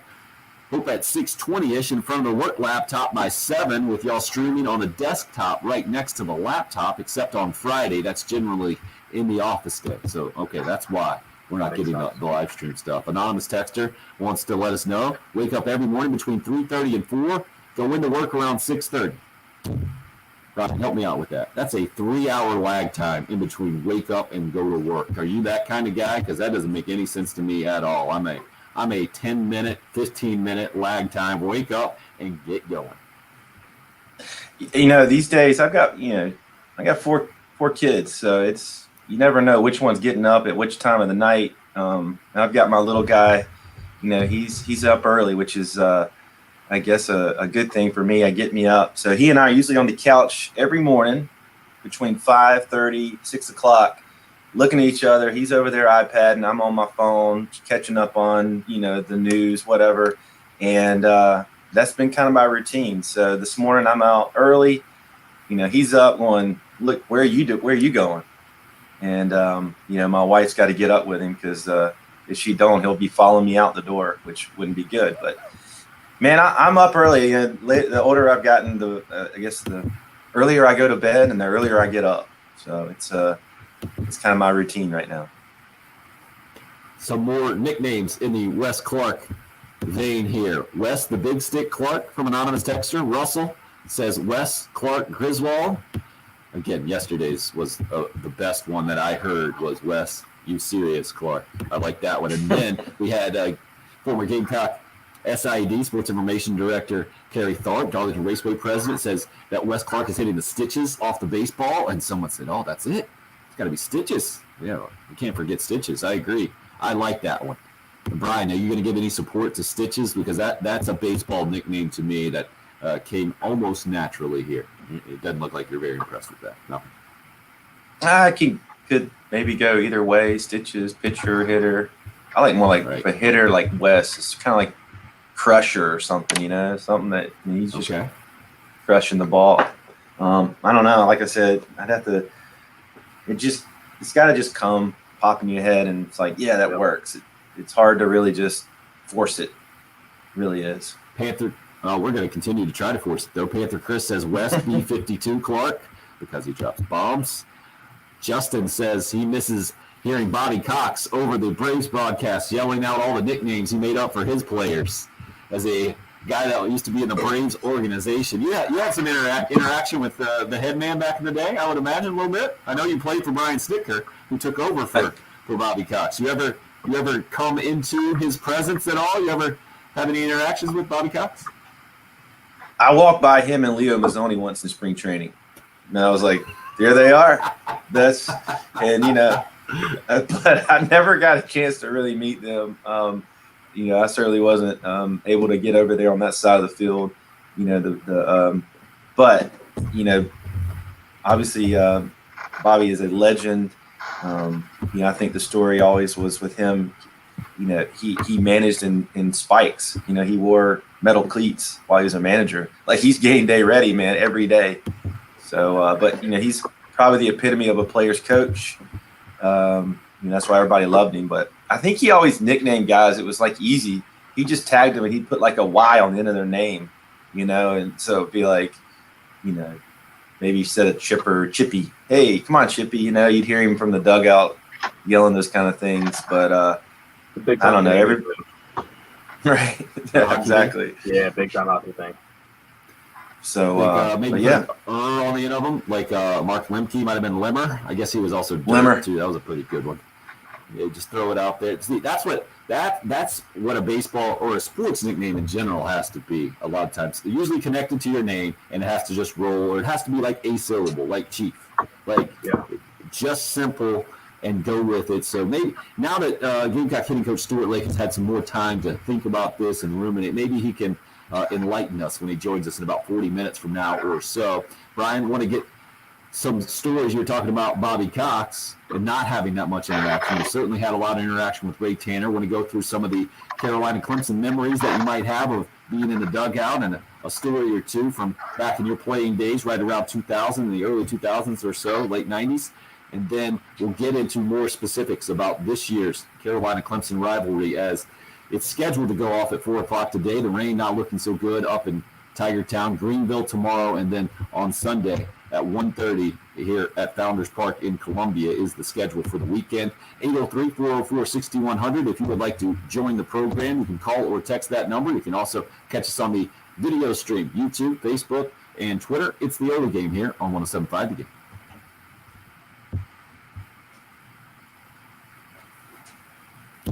Now I turn up the old volume on the computer so I can talk to you that way. Oh, he's all over it. Well done, Brian. Was that all right? Perfect, man. Sweet. Heard you just fine. It's a little different than the setup we usually have with the headsets, but pretty clear. All right. Nice. Is that me echo? Good. Yeah, you're good. So the only downside with the live stream is that the off-air stories can't be quite as colorful. Maybe they might have been. Might have some listeners. I mean, they can be colorful. They're just maybe not as private as they normally would Oh, be. that bad. Oh, nice. We got a question from Craig. Who is the most intimidating pitcher you faced? Look at that. I am translating your facial reaction to intimidating. Or was there someone that ended up being a big time, like a all-star big leaguer or anything like that? Guys, intimidating that I faced. You were a little too late. You didn't get Chris Benson, did you? No, never had Chris Benson. You remember the guy, Mike Mcdougal? Mike Mcdougall, he was a guy, I think he played at Wake Forest. He ended up in maybe the Blue Jays organization. And anyway, he was the guy, I remember he would throw like, he's probably 100 miles, he hit 100 miles an hour back in the day. I faced him. Pretty intimidating to see a guy throw that hard. But now they all throw that hard. I faced you remember Jeremy Guthrie? We faced him at Stanford. I faced him again one spring training, and I swear I didn't see the ball. I didn't know what I didn't think he was throwing a ball. I was like, is this like just going through the motions here? I don't see a ball coming here. And needless to say, I didn't get a hit. I just struck out, and that was intimidating. But I did get a hit off of him in the Stanford game. What about that you played with? Was with Wainwright, right? Yeah, Adam Wainwright. But he's not really an intimidating dude necessarily, is he?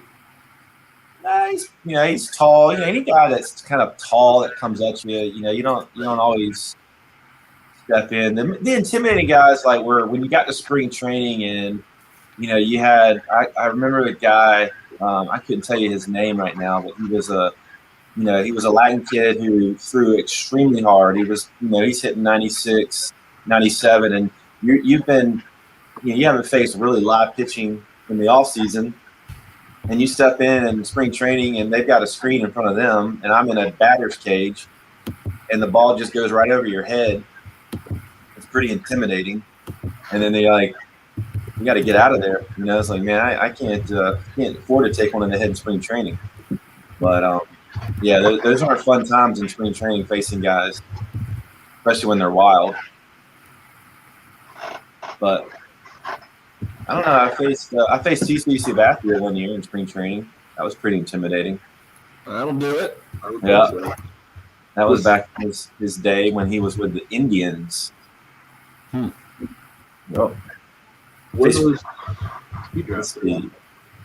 He retired like a year or two ago, right? Yeah, not that long Very ago. recently. I faced Chris Carpenter one year. I had 2 hits off of him. Nice. TC Sabathia played in 2019, yeah. But I faced a lot of guys that threw very, very hard and got me out a lot. What is the Twitter handle? Did you change it? I'm not sure. Is it not on? Was it BJF something? Was it a number in there too? Maybe 1-8. That's what I thought, but I don't see it. You got deleted? Probably. So I'll leave it out. You get dumped.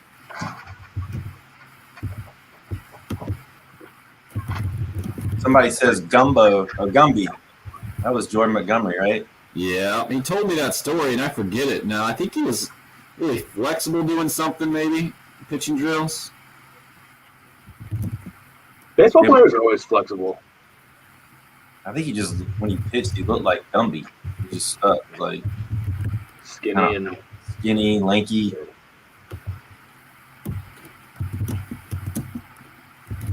That would make sense.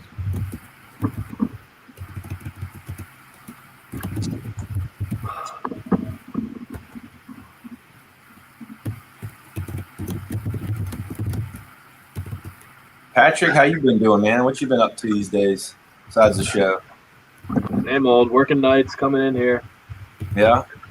Get off at 4, take a quick shower, come in here, and go to sleep during the afternoon. Just grinding. Yeah. This is the busiest time of year because now I'm going to work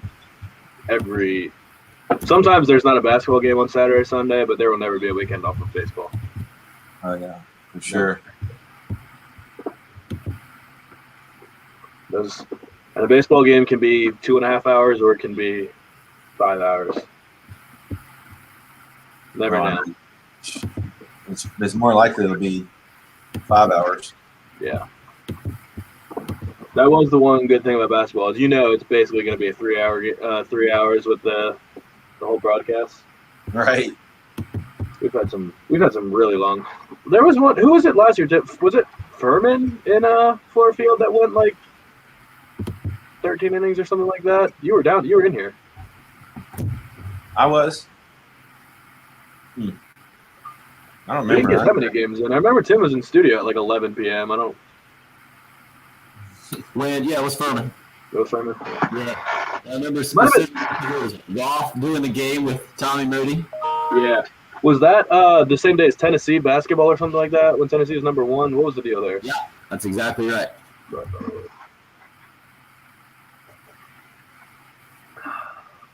All right, Tommy's Old Timey Club's finishing up right now. We're about to come back in. All right. Oh, Timmy Whitaker on here. Bobby Plunkett's hitting us up with you. Seeing this thing? We wit. Timmy.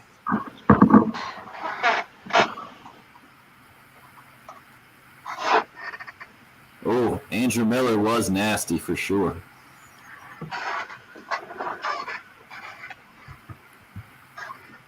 You're up.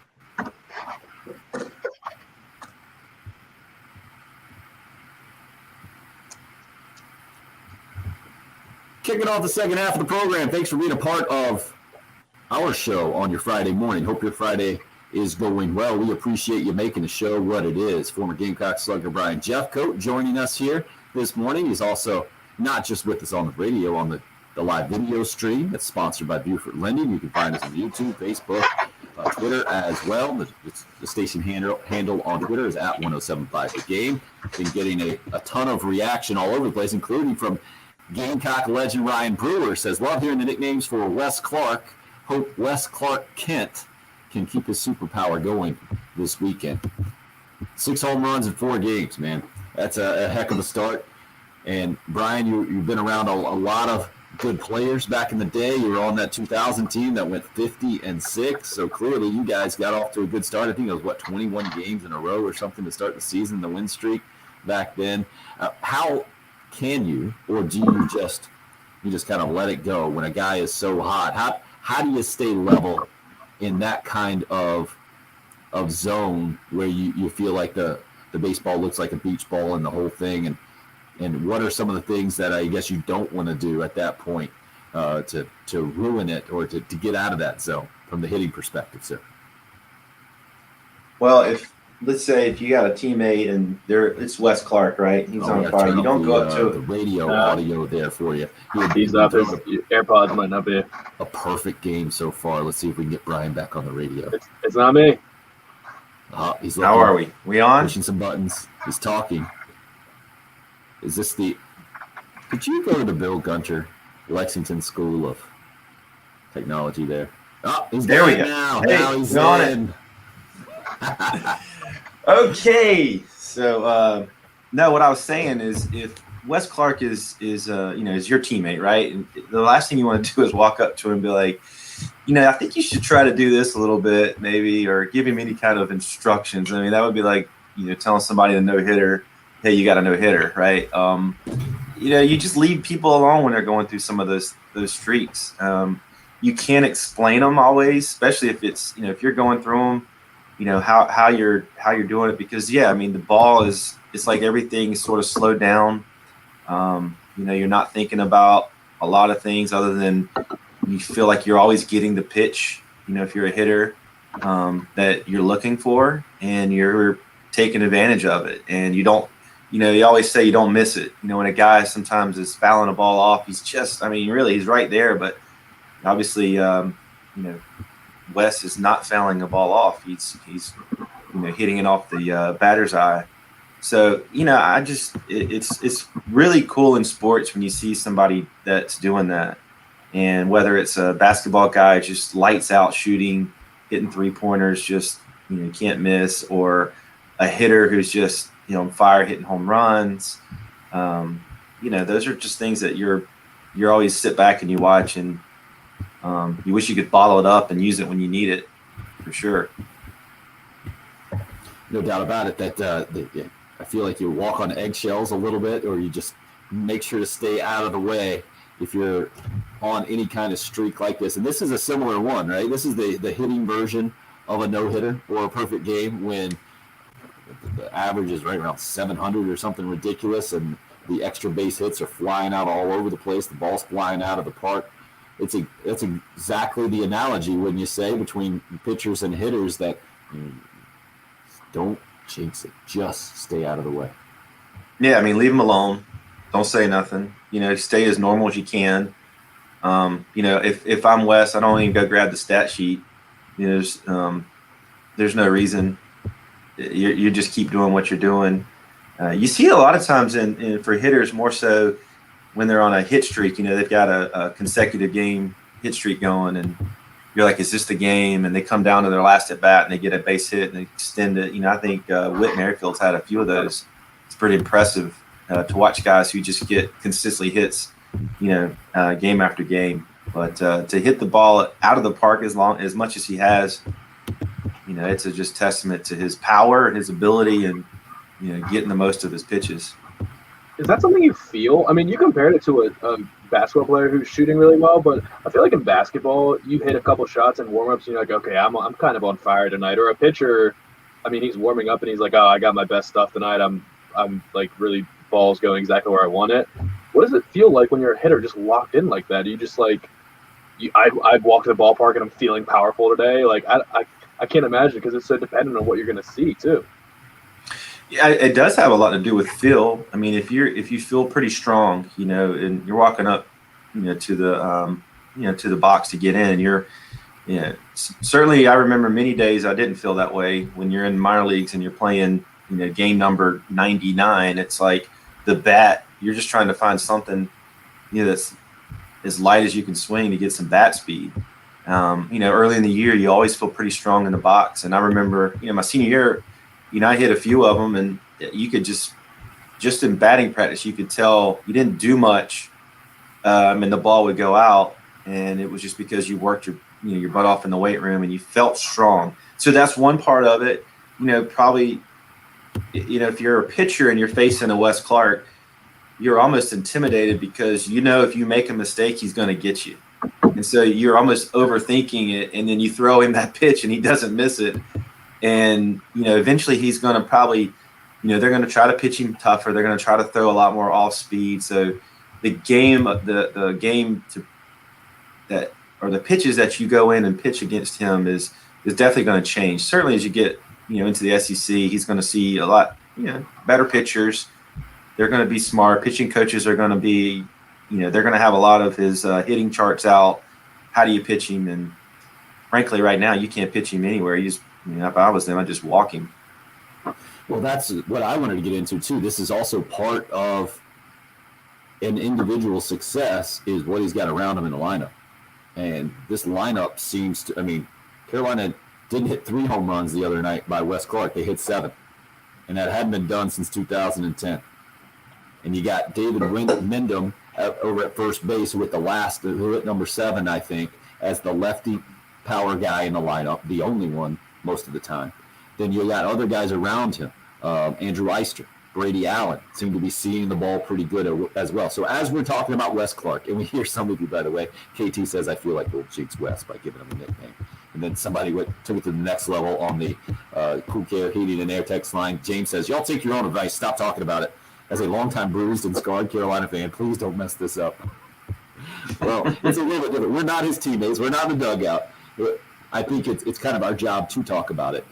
As long as we're not doing the play-by-play broadcast, Brian, as he's coming up to the plate. Boy, this guy is absolutely on fire. Strike that. Golden sombrero. Yeah. We're not going to do that to him. But it's also these other guys in the lineup that are getting Wes Clark some good pitches. Because you can choose to walk him for sure, but these other guys have already shown just in 4 games, and this is what I think has Mark Kingston, and we'll talk to Stuart Lake about this a little bit as well, so encouraged, is it's not just one guy, and it's not just one way that Carolina has done it. The thing, I think, for those of us on the outside looking in is, okay, well, that was 3 games with Dayton and 1 game with Winthrop. How do you continue to do that, or can you continue to do that now that you're getting the good pitching that you're talking about? And we're about to see it starting today, assuming the weather holds out, and certainly tomorrow and Sunday with Clemson. Would you agree? Absolutely. Yeah, I think he's obviously going to face some tougher pitching, and I think at the end of the day, you just go up there, you get your pitch, and you just let the bat fly. And the good thing is he's, like I said, he's put together pretty well. You don't have to hit him, and you're right about the other guys are are doing the things they need to do. And if you look back at the team, the team certainly I played on, if you go down the roster, I mean, it wasn't just one guy or two guys hitting all the home runs. It was a collective group of guys that would every once in a while hit a home run, and it hit, 10, 12 home runs. Look at, a guy like Marcus McBeth. I mean, Marcus hit 18 home runs, I believe, in 2000. Garris Gauntz, those guys, Trey Dyson, even Drew Meyer, which, by the way, Drew said he was going to hop on at 8 o'clock, if that's cool. I sent him a link last night. So, it's hard to get on here and not have your the buddy in the middle back in the day. So, obviously Drew's got a great career and just an amazing guy who, certainly had his Clemson battles. But Tim, you're right. I mean, it's not one guy. Wes Clark, it can't do all of this on his own. And, you see guys that have gone through a lot of adversity on the team. You see some newcomers who've got talent. And so, at the end of the day, there's so much that goes into it. I know the coaches, they've been working hard because they want to get out and they want to win. They want to prove to the fans that, hey, we know what it takes to win ball games. And look, you got to put the work in the offseason. But beyond that, you've got to get along with your teammates. You've got to pull for each other. Even you might not be the guy out there on the field. You want to be starting. You want to be contributing. You can still contribute in the dugout. You can still contribute by being, that good teammate. And I had to do those things, and that's okay. It's part of being on a team that's successful versus, hey, if you got one guy that's got all the individual accolades, that team typically isn't, you don't see them always doing that well. You need everybody, pulling on the same side of the road. Well, that leads perfectly into a text we just got in. Anonymous texter says, is Wes Clark the Gamecock Seth Beer? And the easy answer to that is no. Seth Beer came in so highly thought of and really lived up to it. And at a lot of times during his Clemson career, really was the guy that was contributing in the lineup or most consistent for sure. And that was, I think, why Chad Holbrook, one of the reasons why Chad Holbrook got so much heat for choosing to pitch to Seth Beer in that kind of fateful game in Columbia several years ago, where Beer hits a home run to tie it up, or I think he tied it up at that point, where he could have put him on base and there was already a guy on first, and that would have been a traditional move, but you would have made somebody else beat you. And because you didn't make somebody else beat you, and he ended up hitting that ridiculous home run, I think that really changed the momentum of the program, or put a lot of people, I think, on the other side of the discussion when it came to Chad Holbrook taking over for Ray Tanner and leading the program. But that was my point about bringing up the names in the lineup. And Brian, it's almost 20 years to the day. March 3rd was the date. So next week, 20 years ago, is when you were in the lineup and hit 3 home runs against Clemson. Do you remember where you were in the lineup that day, 1 through 9? Probably at the bottom. 8. I just looked it up. 8. That's my point about guys around Wes Clark. You got to have the guys in the middle of the lineup producing, but good teams get days like their 8-hitter hitting 3 home runs against their rival, like you did back in the day. And when you can't pitch around guys or set up, I think that's a confidence thing too, right? If you have the strategy going in that, hey, so what? You throw perfect pitches to their best hitter. If you don't make them, no problem. Get the next guy out. No big deal. If a pitcher has that confidence, if a team has that confidence going in, it's a much different deal than to say, hey, we can't do that because then this guy and then this guy, and there's no easy out. And it seems to be that's how this team has started. Now, that's taken a lot through 4 games, and you definitely have to prove it against top shelf pitching, and that's what this portion of the season, I think, adding Texas to the non-conference slate, it's going to tell us pretty quickly about this team. You agree with that, Brian? Absolutely. But, you still, when you play the teams early on in the year, you still got to hit the ball. Yeah, maybe they're not throwing as hard. Maybe they're not making the most quality pitches. But the last thing you want to do is not hit those guys, not show up and not get off to the start that we've gotten off to. And so I think it's, it's all a building up to when you do face the quality guys, you've got some momentum. I mean, sports is all about confidence. And if you have confidence, you can do a lot of things. And you just don't want one guy who's confident in his abilities. You want the whole team confident. One of the things that I can look back, remember being in the dugout, and just so many times where, especially maybe 2000, 2001, where you'd be in a game and maybe we were down, but you never felt you were down, even though you were losing, because you always knew it would be Timmy Whitaker, it would be Trip Kelly, Trey Dyson, Brandon Pack, it would be Drew. Somebody was going to start something and then somebody was going to finish it. And that's sort of where I'm sure every coach would want their team to take on those characteristics that coach can count on multiple guys at any time. And it was always sort of like Coach Tanner's magic of he could have a gut feeling of a guy one day and start him in the lineup, and that guy has an incredible day. Or he move a guy up in a lineup or drop a guy because he thought, hey, it would be a better fit for him, or he needs to hit behind this guy. And so all those moves that you make, as a coach, at the end of the day, you want everybody, being confident going into it. And listen, you're going to run into a guy who's just on, he's on fire. He's got everything working for him. And those are the guys you just say, hey, we're not going to win 12-2 today. We're going to win 2-1. And, your offense is also set up for your defense and vice versa. I mean, if you have good pitching going, you typically, you can do things offensively and not feel so much pressure, because if you're pitching or giving up a lot of runs, you got to feel like you've got to go create more. And it's difficult to do that. It's hard to score runs in baseball. He's former Gamecock slugger, second baseman on March 3rd, anyway, in 2001, where he hit 8th in the lineup, 5 for 6, 3 home runs, 8 RBI.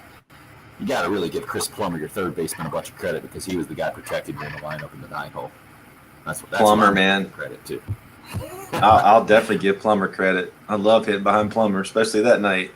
That was a weird night. I mean, that was certainly I can, remember a lot of memories of that night. But Timmy Whitaker didn't have too bad of a game, himself. Oh, let me check the box score that I have pulled up. Yeah, he only had 7 RBIs that game. 3 for 5. Yeah.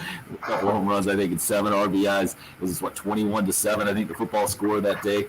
As I continue to look up the box score here, 21-8. Sorry, Clemson got the 2-point conversion. We'll continue to talk plenty Carolina-Clemson baseball as we roll on. Patrick has put up the break note card, though, on the live video stream, so I do what Patrick says. It's the early game here on 107.5 again. Cool.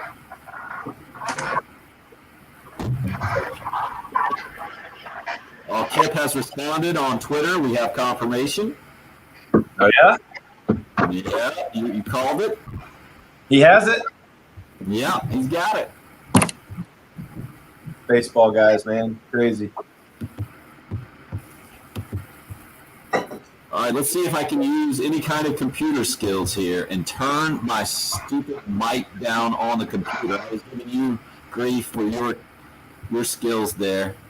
So I sound way too loud. On the live stream? Yeah, on the live stream. So that just comes off overmodulated is the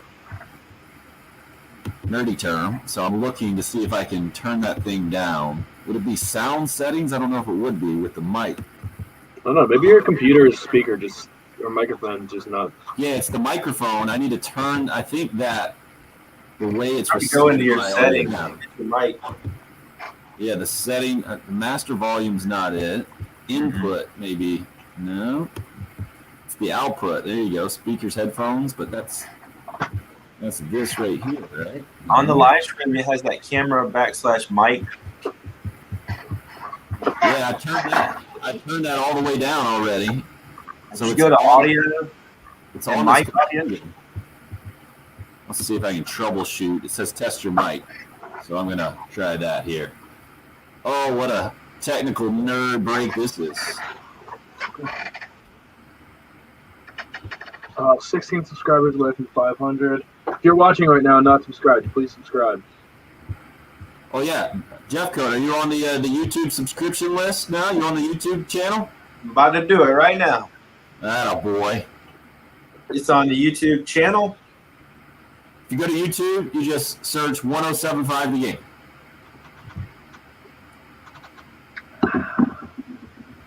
Oh, live time. We might as well get in the chat room and just all chat it up right now. Let's see.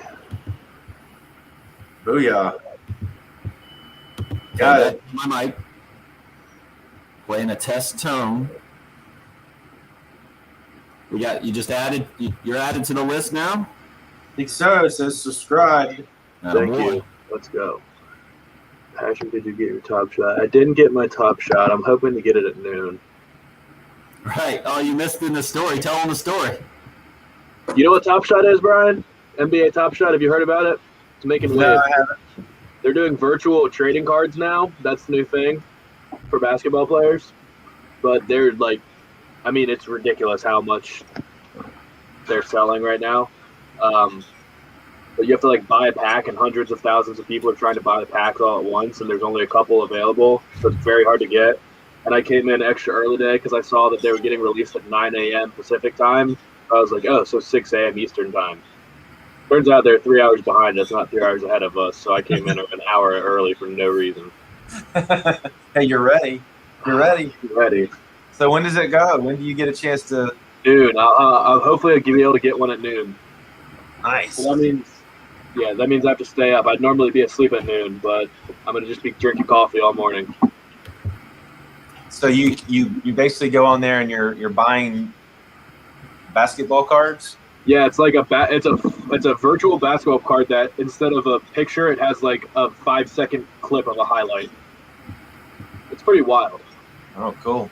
It doesn't make any sense, and I don't imagine that anyone actually wants to have the physical product, but they're being resold at ridiculous markups right now. Oh, well done. Says she's at 486. Nice. We'll come back in 10 seconds. Did you play with Nick Godwin? The question is from Craig Godwin. Oh, Meyer in, ladies and gentlemen. Well done, Drew. We see you, Drew. Oh, we're going to have like 4 or 5 minutes. Attaboy. He's calling right now, 803-404-6100. You got Drew, Patrick? It's not ringing yet, but I will get him up. Excellent. Just give me a thumbs up. Feel free to make a note card.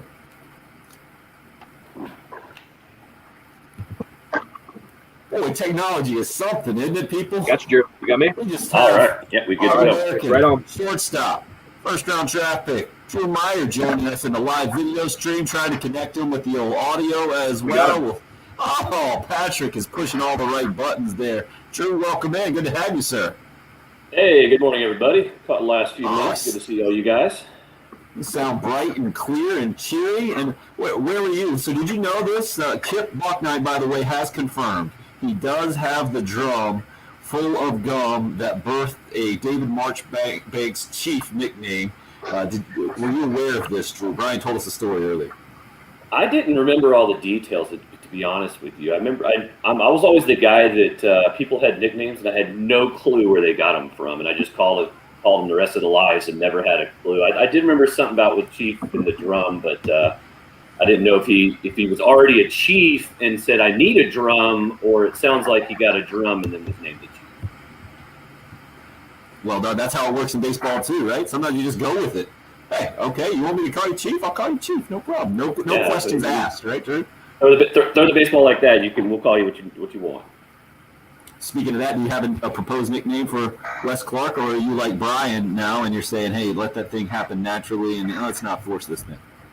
It's got to happen naturally. It's got to be whether not an inside joke, but something that happens around the team, or just something that happens organically. It's, my name's always been tough for people to. I don't have an easy way to make Drew or Meyer into a quick little Jonesy or BJ or TP, TY, LP. DM sounds weird, and so I get this. It's the simple Drew. Right, one syllable can trump all. That's why I think Wes is a difficult one to force the nickname. You already got a baseball name, yeah. Wes, simple, one syllable. Right. We went through great one-syllable names for the Gamecocks, and Bill suggested Jackie yesterday. It's probably the best one-syllable name out there. So there's that as well. Yeah. Yeah. All right, Drew, we got to get some Carolina-Clemson stories coming up as we're rolling into hour number 2 here. Hope you can give us some of those and what it means now, real quickly, because there's no football, no basketball this year. This baseball series mean even more now for Carolina and Clemson? It may feel like it means more in the weekend, but I think once you get going into the regular season, you'll certainly remember that you won or lost, but since there's no other sports games that have happened up until now, I think it gives Carolina fans, at least, we've been on the bottom of this ladder for a few years, and we want to win. And it'd be nice to carry that all the way over in the summer, and really all the way until November, until somebody can take the rivalry away from you in any way. So, it's a big series on the national stage. It's obviously a big series locally, and then you add in all the extra COVID things and not being able to play football and basketball. I think there's more eyes on it than maybe usual, just because at least I am. I'm ready for college baseball. I was a little checked out of college football and college basketball this year. Just wasn't happening. Carolina didn't give us much of a reason to hold on tight, and just never got into it. But this year, I am ready to go for baseball season.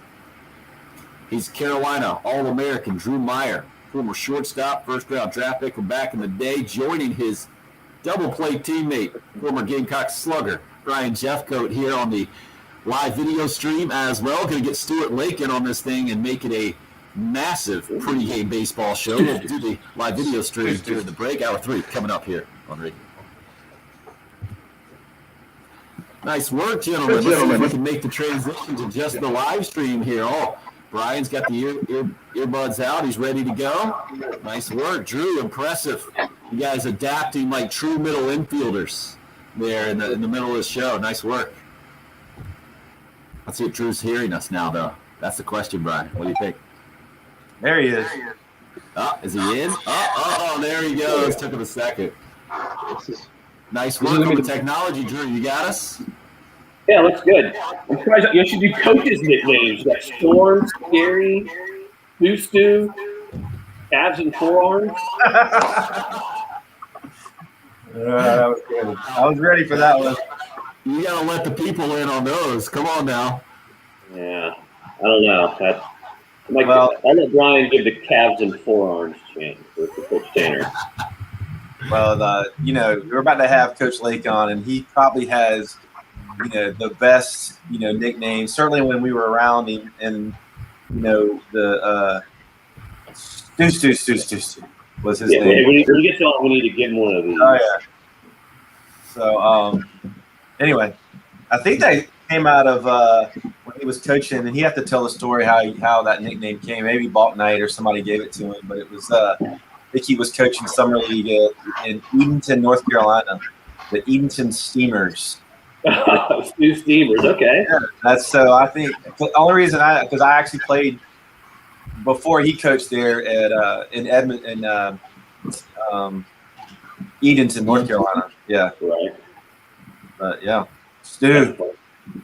See, once again, I'm like, I could have put that together. I do remember him coaching up there for the Steamers. But Coach Lake, here's something that Coach Lake would probably be really good at giving nicknames. I would imagine he's got like this. You don't know him. He's got humor about him, and he's kind of like he's pretty witty.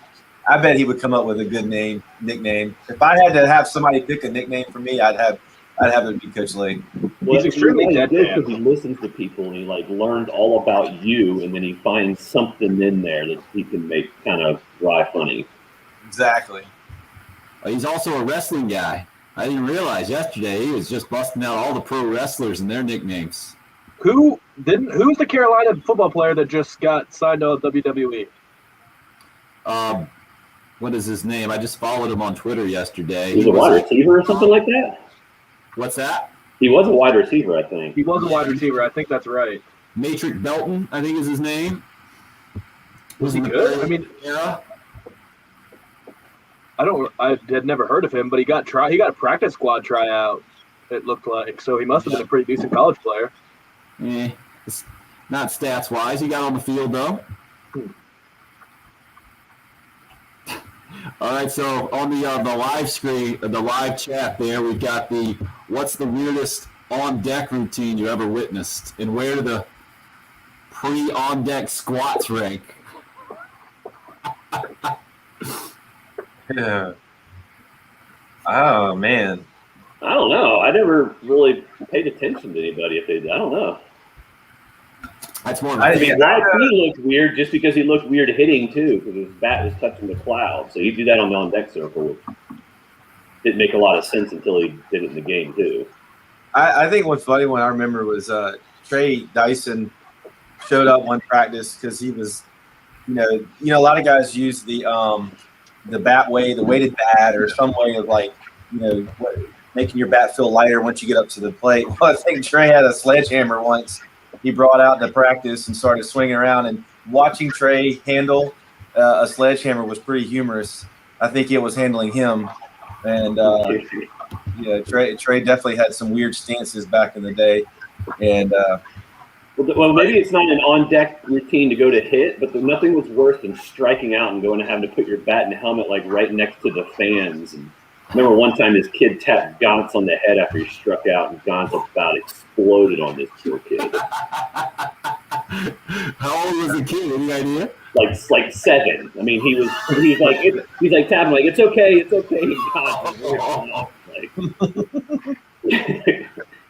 So maybe that's the reverse of the on-deck circle. But at least it's sorry. There is a way that you need to, when you strike out, and obviously a big situation, you're just upset how you walk back to the dugout. I've never been one, I can't stand the guys who run back to the dugout. It's kind of, but I also don't want to. Yeah, that was Drew for sure. I want to get off the field. I don't want anybody to see me if after I struck out. They might be like, oh, who hit? I don't even know. They already changed the scoreboard. I was making eye contact, be like, say something. Yeah, say something. Mm-hmm. Yeah, I know. Trust me. Travis has got the question, is it true your first baseman had to add extra padding to his glove because of how hard you threw it to first? Something he had always heard. I can't imagine that's true. I don't know. They did. I didn't know it. Now, some of them weren't very good catching my balls, but I had a lot of sink on it when I kind of flung it a certain way. But no, I don't know. I see why. He's kind of a little softy. He may have, but that's what I don't know. I don't think so. I'd have to ask him. But maybe in high school and stuff, maybe people did when I pitched, but I don't know. I'm going to say Dyson definitely did that, and it's why he ended up being more of a DH than a first baseman at Carolina, because it was just too much on the soft hands. Yeah, he was pretty good over there at first, though. I didn't mind him over at first. He had some good hands. He could play a little bit over there. Oh, but you had to watch out for Drew. I mean, being at second base, if there was a ball at the middle, he had such good range. But definitely if he laid out or something and you're crossing over him, you better watch out because that ball's coming out of there pretty quick. And, there were many times you're like, whoa, better watch out here. Here it comes. Once that snap of that wrist comes out, that ball is humming over there. He had Yeah, there's just like the runners in double plays. You'll get down. I promise. Right. Yeah. All right, we got Stuart Lake ready on hold. This is the most people we've probably ever had on the phone lines at once, I believe. Oh, yeah? Who else you got? Brian and Drew. Yes. Gotcha. Guess our time's over. I've never heard of Colonel Don Kernoodle. Have you guys heard of that wrestler? Never heard of Colonel Dan? I bet Stuart has. No. And it must be Patrick, big kind of fans right there. give him grief on the video stream. I sent him the link. He's got no excuse. Oh, I didn't even know he had the link. I just assumed he'd. Okay. I sent it to him on his phone. That sounds like it might be too much for him. Well, we're coming back in 10 seconds, so you can do that. Chad's looking for a slow pitch softball teammate here. Drew, Brian, you guys interested? slow pitch softball. Man, dude. I don't know. And we'll hit you up with Chris is asking your favorite Sarge Fry memory. We'll get to that here in the segment. Now, Brian, you got to switch over to the radio audio. Yeah, you're in on the radio audio now. guy's putting on our game face. Love it.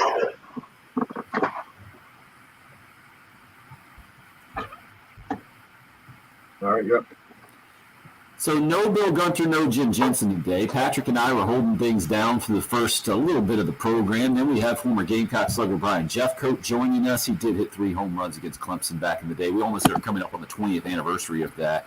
Now, Brian has recruited his double play mate, Drew Meyer, the former All-American shortstop for the Gamecocks, first-round Major League draft pick. And since former players clearly can't be trusted to recount their memories correctly, you got to bring in a former coach as well, and that's who joins us now. So we have triple guests. Patrick is balancing on the Love Chevy phone lines to start hour number 3, and current Gamecocks hitting coach, and also, what was the title back in the day? Was it the volunteer coach? There's Stuart Lake. What was the former title under Ray Tanner? Yeah, that was my role then, and just still was fortunate to work with hitters and try to keep these guys out of trouble. So I didn't even really have too many good titles over the years. That's fair. Let's see. We're going to try to limit the coach talk and get the real stuff out of Stuart here in hour number 3. We needed to start, guys, with Drew and Brian have agreed with you, what we talked to you about yesterday, Stuart, about the nickname for Wes Clark and how fans are trying to give it to him, and even the Rooster popped up on social media. He accepted it, and Drew and Brian this morning are like, wait, this thing's got to come naturally. Now, what else have you thought of here in the 24 hours since we spoke to you on the show, and where do you weigh in on that this morning, sir? Well, it was amazing. I get off the phone with you yesterday, and my phone has been blowing up all day with former players or friends of mine giving me all these nicknames. I mean, I've had from, y'all had some good ones. As Kerry came on later with, I think, the yard. A couple people really liked that one that Kerry Tharp had said. I had him one guy call in and say should be B-28 for like a bomber, plane. So I don't know. I've just had all kinds of different ones called into me. And I'm like Drew and Brian. I think it's just let these things come as they do, and it'll come up if there's supposed to be one. But yeah, I'm all about just letting it happen naturally as well. Yeah, but if Coach Lake, if y'all play today, and let's say you take the first 2 and Wes Clark just continues this pace, I can imagine a lot of Rooster hats just showing up in Columbia in the game. Then you may have your answer if he gives me the reason to bring some Rooster hats out. So no doubt. It was fun yesterday. We everything hit on the field. The players were having fun with Wes. And there's nobody that can handle it better than Wes. He's just laughing it off and having another good solid VP. So it's been fun for the guys to get to be a part of it. Where are you guys at today with the forecast being what it is? I mean, it's 100% chance of rain right now through like 2 o'clock or something up at Clemson. Is the plan to hop on the bus and still make the trip? Well, right now our plans, we've got a team breakfast at 10, and Coach Kingston told our guys, we got our itinerary to play, be here, ready to roll, eat breakfast at 10, and we'll go from there. And to be honest with you, that's how I've attacked it too. Fortunately, we got a lot of great people from Coach Kingston on to handle all the are we playing, when we play and stuff. I've just tried to keep our guys ready to go, because there's so much, as Drew and Brian can tell you, there's enough already with energy in this series. I don't want anybody thinking about are we or are we not. Let's be ready to play here tonight, and we'll see how it turns out. So one of Stuart's jobs as the Gamecock hitting coach joins us, along with a couple of his former players, and Drew Meyer and Brian Jeffcoat, is to keep the emotions in check or make sure guys are level-headed going into this thing. Brian and Drew, the question for you, do you guys remember the feeling going into the Clemson games? Drew, you especially got to take it to the next level in Omaha back in 2002 and knock off Clemson a couple of times on the way to that national championship game. How does a player kind of keep things in check, knowing everything that's involved kind of emotionally going into this game? Well, I mean, it's a big game and a big series, but honestly, the way our team looked at it during the schedule is it's just the next game on the schedule. Is it a bigger game than the others? Yes, but it is only one game today. And, if you lost, you have a chance the next day or whatever schedule was that for the year. But, I think it's different than in football, because football, they play at the end of the year. So all your chips may be, on the table at that point of which way is this season going to go. With baseball playing so early, and this year even earlier, a lot can happen, and a lot usually does happen between end of February, beginning of March till late May, early June. So it's something you want to hang your hat on. But I promise you, these players, as soon as that game's over, they'll remember it for a little bit. By the time they're on the field on Tuesday for their midweek game, they'll barely remember much of what happened for that series, because your focus has to be for the next game. Ryan, you agree, or you see it a little different?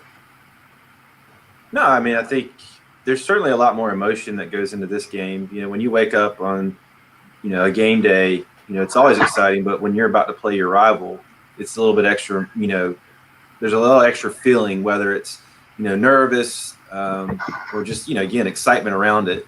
And then, I can remember just when you show up to the field, and you see, you just see the atmosphere around it starting to develop, it's something special. Mm-hmm. And so, I think that game, it's like a emotional roller coaster, and with so many other variables that come into it because it is your rival.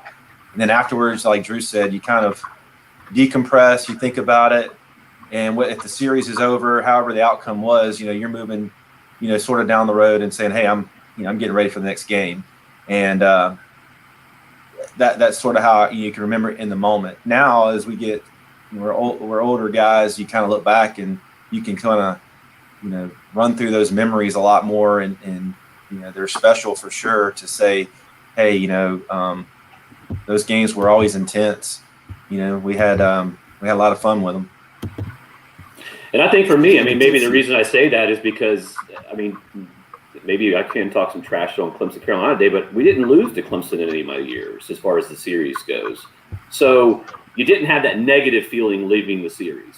And, the regular season we did, but by the end of it, we tied it up 3-3, taking 3 games each to an Omaha. So, I guess that's maybe why I don't downplay it at all. Trust me, for me, the Clemson Carolina series was a way to prove to the state and to myself that I made the right decision with Coach Tanner and the coaching staff in South Carolina. I didn't want to go, Clemson beat us, like, man, maybe you should have gone there. It's a better team. No, I wanted to prove to everybody that I had made the right decision and, trusted my gut. And luckily we were able to do that. That's Drew Meyer, his former teammate Brian Jeffcoat, and former assistant coach from back in the day, and now current hitting coach Stuart Lake joining us. Stuart, back to you. I was wondering, Brian was talking about the intensity of this thing. That brought up Sarge Fry. Chris has hit us up on the live stream asking your favorite Sarge Fry memory. I would love to hear yours, but also you have the kind of unique perspective of being part of the rivalry at Sarge Fry in the dugout and now at Founders Park.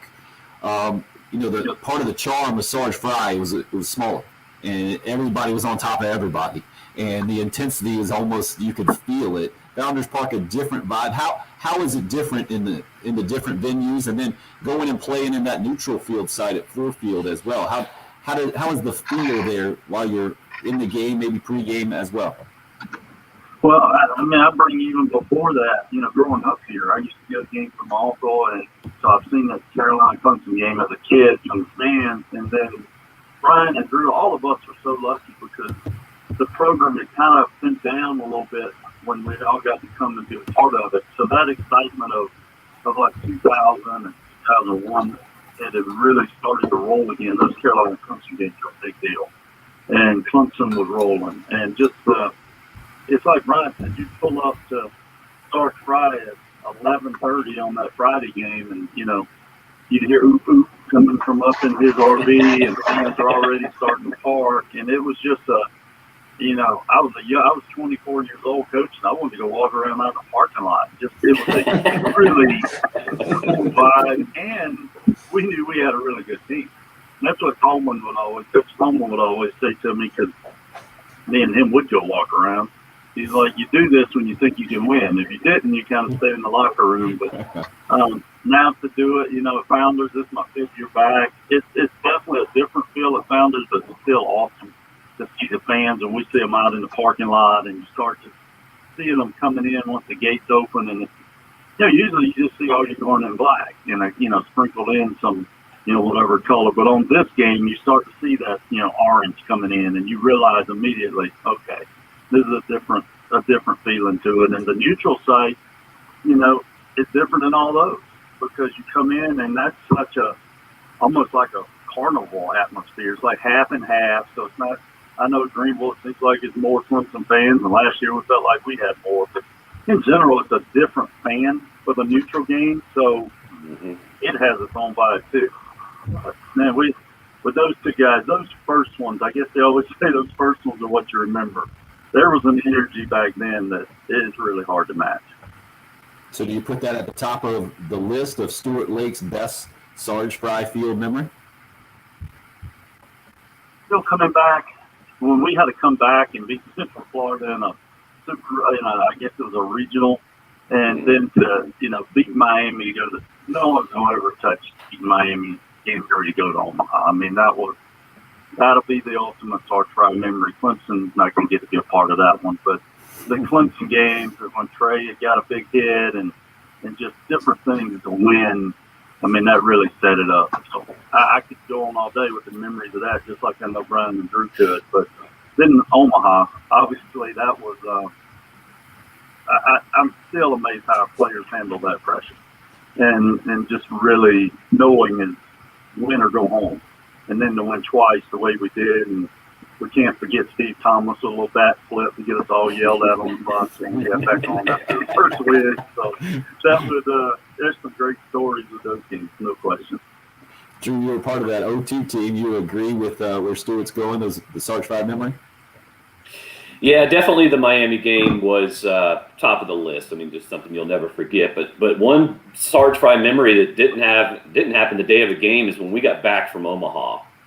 And they had I guess a reception. I don't know what you'd call it. And, we were just blown away. We just lost the national championship game. We feel defeated. We knew we had accomplished a lot. And we had heard that there might be a couple people, this is before Twitter and you really knew the news, there might be some people at the stadium. We're going to go in there and thank them and give them a hello and sign some autographs. And it was absolute mayhem. I wouldn't say it was sold out because they weren't selling any tickets, but it was absolutely packed. And they let the seniors speak to everybody. I got to speak since I was leaving. And then after that, they let all the fans on after the field. And I probably sat out there for 2 hours talking to fans and signing stuff for kids. It was just an unbelievable bow on the end of a season. It was really celebrating a lot. It was celebrating getting to Omaha. It was celebrating the way we beat Clemson and took that series from Omaha. Losing the national championship game at that point, I think everybody was just so happy for the effort that we gave, and so were we. That it, you were not totally satisfied, but you felt pretty good about yourself. So I'll never forget that day. That was a special, special day. Drew Meyer helping to lead the charge in that 0-2 team that played for the national title and just missed out against Texas. Ryan, that was the year after you had left, right? So you didn't get to experience that. So what's your best memory of Sarge Fry Field? I would have to still, like Coach Lake said, even before the Miami, I was part of that Central Florida, when we won the regional there to go to the super regional, it was pretty special. And, to come back like we had to, they had two great pitchers, first rounders that, we had to come back and beat. So that was probably, some of the great memories I had. I think there's so many times as you look back and as when you're on the field, obviously you're really, thinking about the game and making sure you're doing your deal. But I think what makes Sarge Fry so special was certainly the tradition, the history, but it's the fans. And as we started to come, and be a part of that, that team and watch what Coach Tanner was building along with, the other coaches, it was watching the fans just start to embrace the team and start to show up. And you get crowds that were there even before the game. I remember looking in some of those, regional games and the crowd were taking infield and watching. They wanted to watch Marcus McBeth throw from center field all the way home, and you'd hear he'd load up to throw it, and you just watch people, and you're just sitting there like, this is amazing, and that you're a part of that.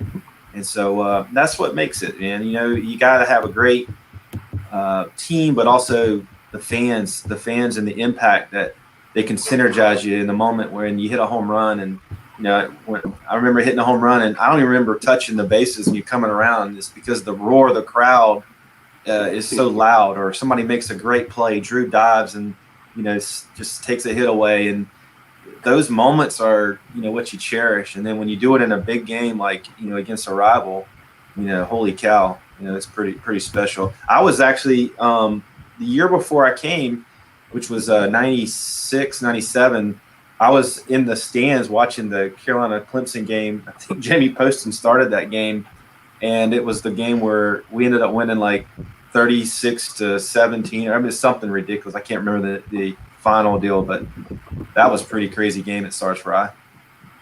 38-17, I think, the final of that one. And you got to give a hitting coach a lot of credit for that. Stuart Lake in charge of, I don't know, maybe not quite that many runs today if you guys get to play, or this weekend. Trey hits us up, Stuart, and asks, what are practical ways that players keep themselves mentally from buying into the, he says, Tater Tech versus USC hype? As a coach, anything that you do there? And then we'll get the players and what they might have done. Well, I was fortunate for me to start my career here. So I had Coach Tanner kind of all along telling me what you just learned from Skip Hertman and Ron Polk. So I felt like I kind of got to started my master's degree as a coach in my first year. And I would ask him that because I was so excited. I'm a Gamecock fan growing up, and all of a sudden we're, feeling Sarge Fry, and he would just always tell me, these guys have done this their whole life. Don't let them change their routine, and you got to have fun. And now these guys, we all laugh at Coach Tanner because he could get, on us, but he let them play. And that was the number one thing I think any of us that were part of the program with him and Coach Kingston and I talk a lot about, and he is really enjoying with his team. He let Drew play, let Brian play. We had personalities that were incredible on those teams, and we do again on this team.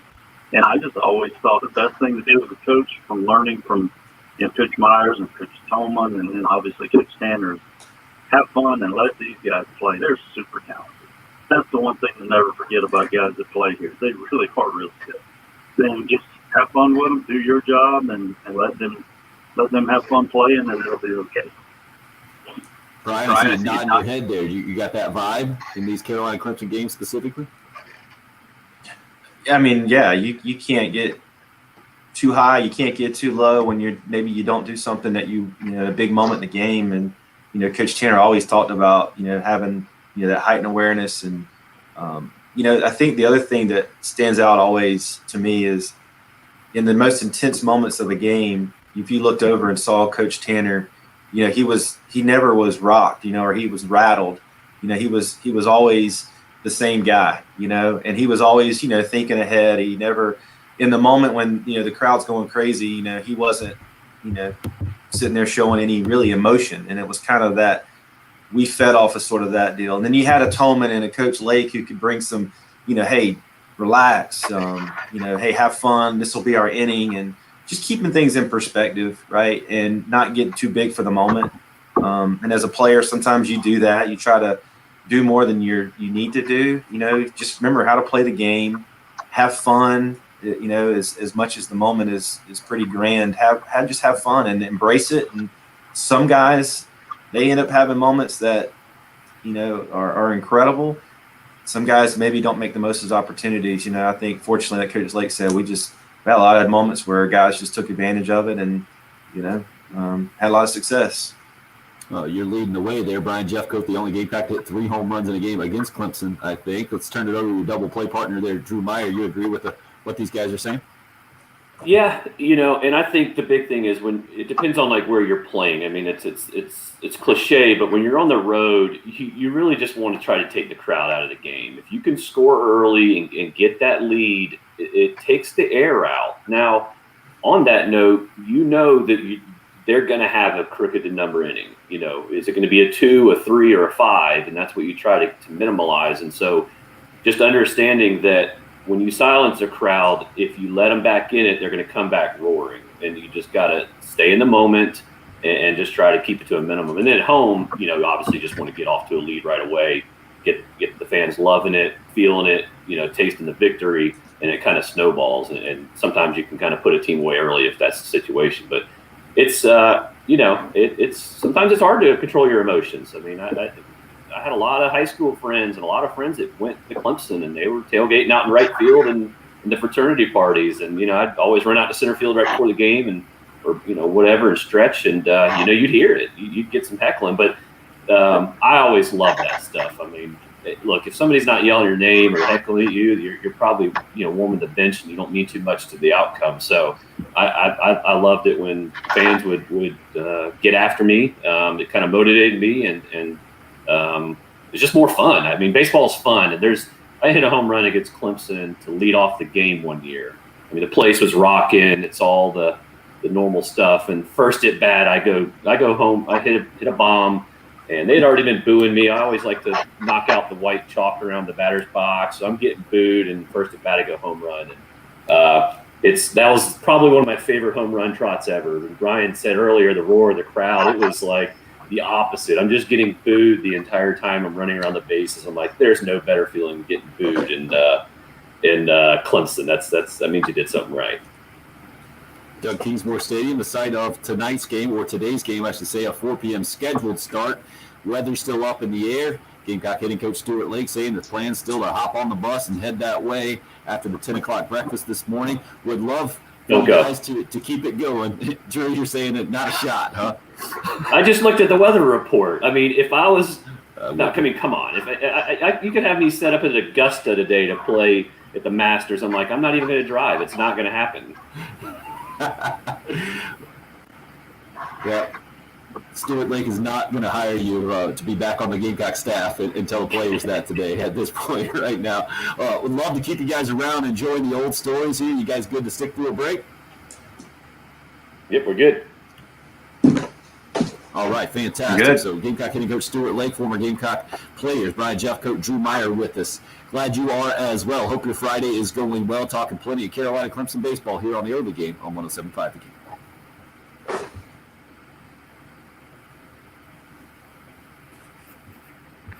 Got to do a little commercial here, gentlemen, and then it'll be good to yap it up after that. Let's see if I'll go. I'll be right back. Oh, let's do this real quick. Oh, how about this looking professional?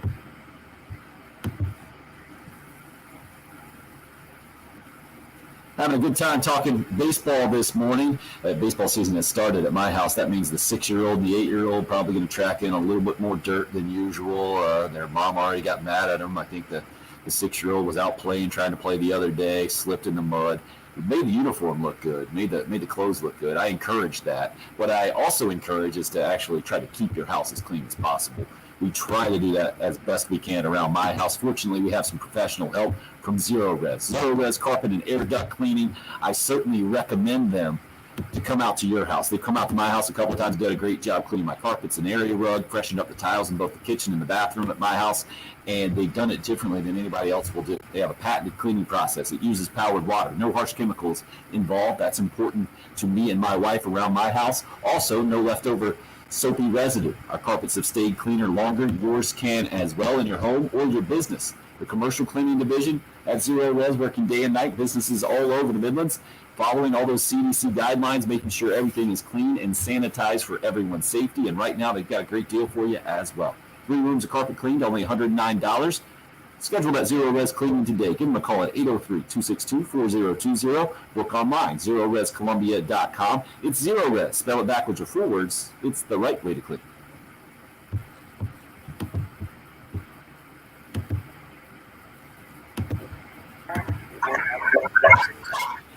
All right, got you guys back up in the live stream here, Drew. But Brian just hops out. Man, these Lexington guys, unbelievable. Yeah, so I was on the text thread with them work, and someone was going, "Hey, I don't know who's in the office." And everybody's like, "Well, I'm picking up food. I'm coming from here." And I'm like, "I'll come when I get off radio." So we might have to check in and Nice, man. Had somebody hit us up. I think Brian was telling me, are you coaching your son too right now? So you're staying away from the radio gig? Yeah, I had it sent me a list of games to look at, see what I can make. It looked about 8 games or so, and as you know, most of the basketball games are Saturday, Tuesday, and of course our practice schedule for baseball is Saturday, Tuesday, Wednesday. So, gonna try to see if I could manage it around. And then when it came down to it, it was like one was like a at Winthrop game on a Tuesday night. I was like, probably not.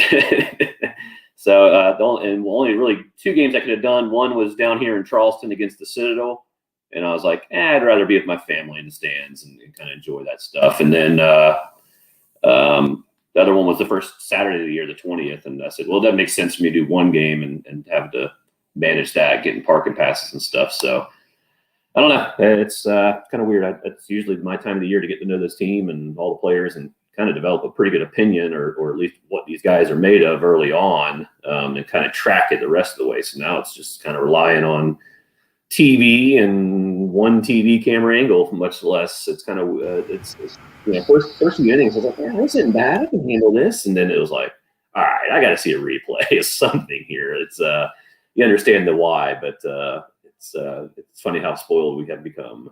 Yeah, that's exactly what I was going to say. Like, you're just used to seeing baseball a certain way, and then you're just used to having the replay immediate, right? Yeah. But I try to remind everybody, what was that, 01 Super Regional, where you couldn't even see a lick of video of you guys playing out in Stanford. It was all like, or that was maybe 02, right? No, that was 01. Yeah, I think. I forget who was telling the story. It might have been Brian or somebody, but just you have to update it on your phone, or it wasn't even probably a phone. You had to go on your computer, I think, at that point, and try to do like the live stats was the best way, the only way you could get it. Yeah, and not only that, I mean, obviously the distance from Columbia to Stanford is far, but like it wasn't like their local media really cared that we were in town playing the Super Regionals. You know what I mean? There's not a lot of press and people that are, that might be updating their page regularly like a StatCast. It was kind of like, well, kind of get the results later on, I guess. That's what I remember from that Stanford trip. A much different type of baseball fans than here in the South. More of a wine and cheese, let's watch the ball game and hope we win kind of a crowd. Yeah, the San Francisco area, not exactly known for its college baseball. Right. They got some good players out there, but it's a different life for them.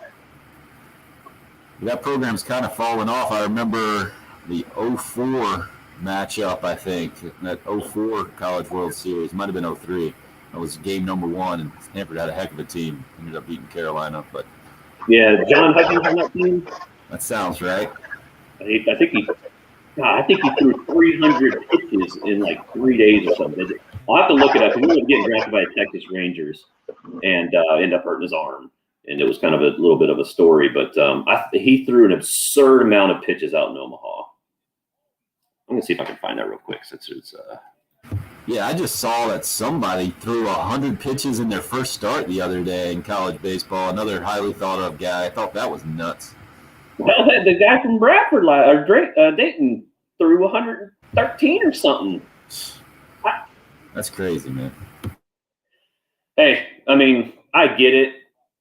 I think more parents and coaches are worried about arm injuries per se than players. I don't know. I wasn't a pitcher, but we threw like crazy. I mean, I threw as hard as I could every day for hours. You know what I mean? Like throwing across the infield. And I know pitching's different in curveballs and stuff, but I don't know. I guess it's funny. It's like we train better for these arms, which says they shouldn't break down. In fact, they're having more surgeries, but they're throwing harder and throwing less innings. It's kind of a weird combo, if you know what I mean. And I guess that's where baseball's headed, is throw the heck out of the balls as long as you can. Sure. What's up, Patrick? We're coming back. All right.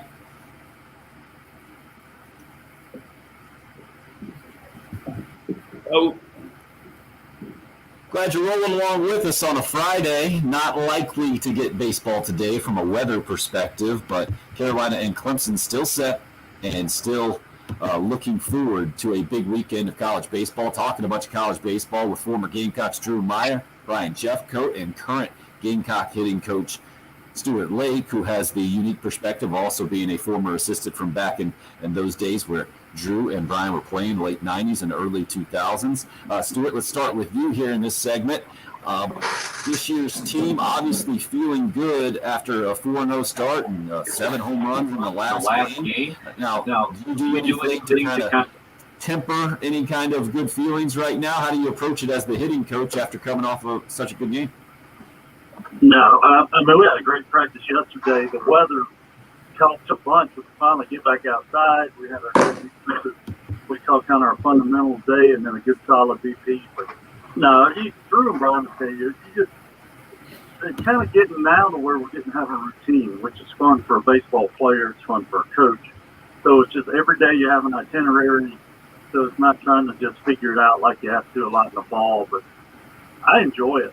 You know, this is a group I've told you I love getting in the cage early with, because of the way a lot of online classes are set up right now through this COVID year. Guys are at the stadium at 10 o'clock, 10:30, ready to do stuff. So it's just been a really fun time with this group, and it was a big weekend. We're only 4 games in, so they've got it in perspective. But we all know this is fun for us, but we'll be fine.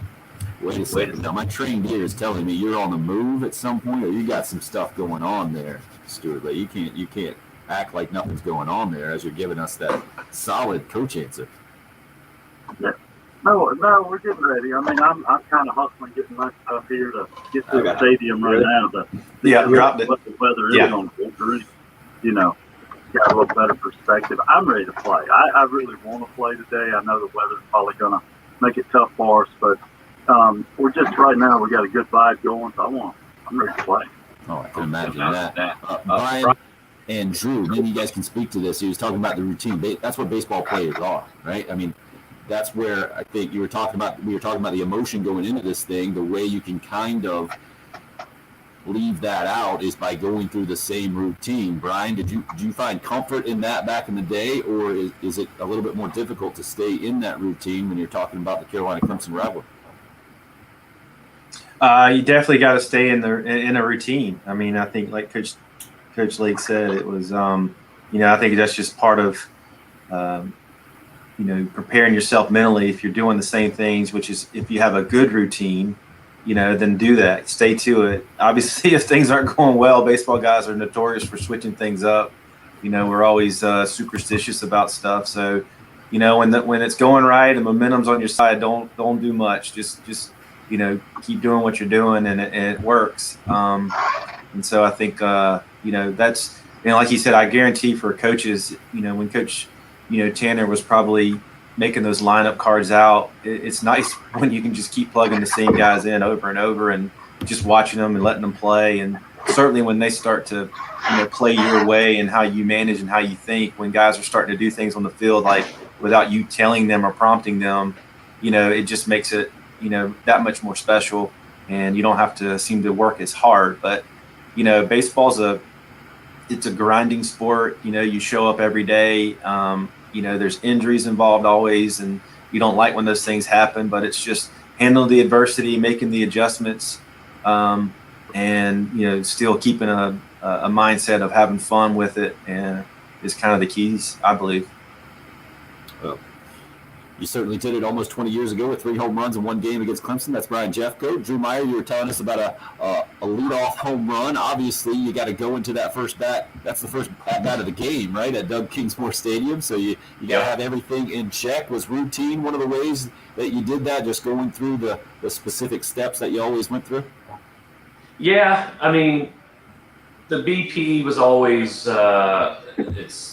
I think Clemson used to mess with the schedule as far as pregame routine. They'd make the visiting team hit first. That was a really cool move that always seemed to be like, we didn't necessarily care, but it's just like, really? Like, are y'all serious? Like, why would y'all do this? So from our mode, they thought like it'd get us mad, but we were really just laughing at them like, okay, well, that's fine. We'll go ahead and hit in front of y'all and just hit bombs all over your frat parties. And so, we had some fun with and then we had what it required us to do is sit in the dugout and watch these guys. And we were just confident in ourselves. When we had to watch them take BP, we're just like, all right, well, we got this. Like, these guys aren't impressing us. I mean, yeah, they've got some studs. They've got some good players. But That's just when you have confidence, it doesn't matter what you're looking at, you'll find a reason why you're going to win the game, at least mentally before you start. So me being a leadoff hitter, I wanted to get in there and get the game started. And I swung a lot of first pitches of the game. I thought it was a good time to attack because the game had been started. So, but the ticket requests are coming in. I mean, it's the day of is a little bit more different, and probably even more different these days when they're accessible by text message. But you're wondering if your family's going to make it up there. You don't have constant communications and stuff like that. So, but once that first pitch starts, it really just you're in the game and you're moving. What's intimidating? I mean, I'm trying to figure out what's intimidating about white cleats and tight pants. Really tight at the bottom of the ankles. And a hill for a good warning track. Warning track. What are we doing? Brutal. The former Gamecocks taking shots. I love it. It's like, can you confirm or deny you guys are up first in batting practice today on the schedule at Doug Kingsmore? I remember exactly what they're talking about, and the dugout was small, but now we're second, so it's been switched up. I actually said that when we were doing our itinerary. I guess we got to hit first, and everybody kind of looked at me and said, "No, we're second." And I told them that story too of how we'd have to get there and hang out. But it was just another thing, like Brian said, and Drew, that just brought us together. So it kind of backfired on whatever the thinking was, is we're going to make these guys watch us. You got to realize our guys could really hit. And, so when that would always kind of backfire, after that. But now Monty switched it up now, so we hit second when we get up there today. And can you talk a little bit more about that? It's got to be, from the outside looking in, it seems like there's a different tone in the rivalry because you have a Gamecock assistant coach. How long have you known Monty Lee, Stuart? 20 years? More than that? Yeah, well, I knew Monty. To be honest, Monty hit 3 home runs in the game against us. He was at the College of Charleston. I was already coaching here in '99. And but I'd known him in high school. So, I mean, I guess now for, 30 years knowing him. But, no, it has not changed the rivalry. Don't I can tell you that right now. Monty would say the same thing. I mean, once this thing, we walk in different uniforms, it's still Carolina-Clemson. Growing up as a kid in the state, and Coach Leggett and those guys in the dugout, it's different. But there's still, as they said, those white cleats over there, it's still Clemson in that dugout. Can you explain that? Is that a switch that you flip? And it's difficult maybe for some of us on the outside to understand how you can separate those two things, rivalry from 30-year relationship with the guy? Well, it's our game. You either as a player, you grow up competing now. This is my 26th year coaching. You compete against each other. But when that actual game starts, those guys in your dugout, they're number one. I mean, there's whoever's in that other dugout. I played against Coach Tolman, Coach Myers, obviously Coach Tanner when we were doing different stuff. When that first pitch is thrown, whoever's in your dugout, that's your guy. And when it's over, yeah, you could go eat dinner or shake hands or whatever the situation allows. But I don't know. I mean, maybe Brian and Drew can tell you it's just how I've grown up. So whoever was wearing the same uniform I was, that was my guy. And it really is just how I've always thought. And in this rivalry growing up, as I said, as a kid in the state, being a Gamecock fan and then my brother being a Clemson fan. So it never ended. So, I mean, it was us constantly going at it. So it's just really special for me getting to do this for so many years as a Gamecock fan. Ooh, the family divided there. I didn't know Listen, it was brother versus brother thing. Brian, what about you growing up in Lexington? Well, I think I was going to make a point of that the intensity when you're in a dugout, and you got your guys. I mean, it was even that when we did inter squads. I mean, you wanted to beat your other team, even your own teammates when you're playing against them and competing. Even now, we probably go back and do the alumni games. We all want to, whatever alumni team you're on, you're like, all right, guys, you're playing to win. You don't play to lose, and you certainly want to, being competitive. It's just it's either in you or it's not. And I never came to the field thinking like, well, I'm just ready to, chalk this one up. It was like, man, I wanted to compete. That's why pro ball was sort of kind of hard because guys just kind of like, hey, I had 4 hits and we lost. It's like, we lost, those kind of things. But, yeah, I mean, look, growing up, I probably didn't follow too closely, what was going on. I would say I was probably a Carolina fan. I had a couple of buddies that were, diehard Clemson fans. So I remember a lot of their years when they were going to the World Series with Benson and them, followed them probably a little bit more. But, once you meet Coach Tanner and he gets your hands on you, which, I came to a Christmas camp and he saw me at the camp and took me, aside and talked to me. And, I think he said, probably not much. And I was like, yes, sir, I'm ready to come play for you, and that was just how it went for me. I wasn't a heavily recruited guy, but, when you meet Coach Tanner and you see kind of what you knew what he was building, it was fun to be a part of that. And your double playmate, Drew, was kind of on the other side of that. Tommy Lasorda sat in your living room, right? Wanted you to play pro ball out of high school, and you chose Carolina. I'm guessing maybe only adding to the emotional investment that you had in the rivalry, Drew. Yeah, I mean, it was when I was getting recruited, I had brief talks with Clemson and Coach Leggett, and it was clear to me that Clemson was not my place to be in life. I didn't know where it was, didn't know it was Carolina, but I knew it wasn't Clemson. So when I went through my recruiting thing and ended up coming down to North Carolina and South Carolina, and it really, probably quite honestly, didn't come down to those two. It was South Carolina all the way, but I just wanted to reconfirm my thoughts. And coming in as a freshman, I didn't come in with a big freshman class. So, a lot of these guys were coming in with 3 or 4 or 5 high school guys that they may have played in like the high school sports report all-star games or stuff, or obviously in playoff games and just your normal high school stuff. But, we had 4 freshmen, all 3 were from out of state. I was the only freshman from South Carolina to even come in that year. And so I didn't come in with a bunch of, same age freshman peers going, hey, we're going to win this series for the next 3 years. I was kind of getting thrown in the bowling pot of a bunch of older guys that had been surrounded with this rivalry, and a lot of in-state guys like Brian and Trip Kelly and a lot of in-state guys that it meant a lot to. So I didn't have it was pretty clear. I mean, obviously you knew it was a rivalry, but until you lose the first game against Clemson, you don't know what the rivalry is quite like. Because that feeling is the worst. I mean, you're just so mad, you can't believe it.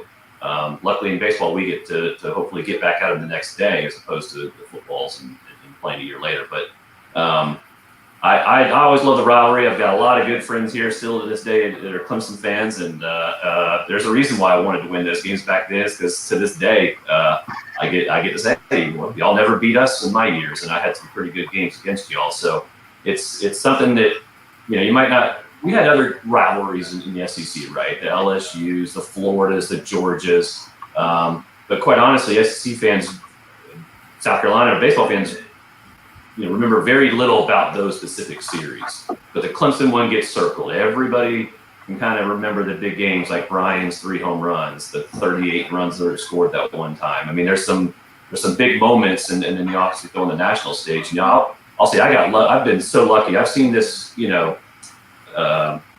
rivalry from a recruit standpoint, a player standpoint, a former player standpoint, a coach's standpoint. We knocked them out in regionals in 2012, had to beat them twice, or I don't know if we had to, but we beat them twice by 1 run. And then I got to see it from the radio booth, which I'll be honest, when Brett Carey did what he did last year in Clemson, I mean, I was like, I told my wife, I hadn't gotten an adrenaline rush like that in a long while. I mean, it's a fun atmosphere. And then now this year is watching on the TV and being a true fan, and it's every different level has different emotions, and you see from different angles. And I hope these players. I don't think a lot of times these players quite know what they're playing for until their years are done. Former Gamecock All-American shortstop Drew Meyer, who took over from Brian Roberts, and then Adam Everett before him, kept that tradition going at Carolina back in the day, along with his double playmate Brian Jeffcoat and Gamecock hitting coach Stuart Lake. Man, guys, this has been fantastic. Really appreciate all the insight. Need to let you go here as we go to break, but really appreciate the rivalry discussion this morning with college baseball. Tim, thank you. Coach Lake. Yeah, thank you guys. Go get them this weekend.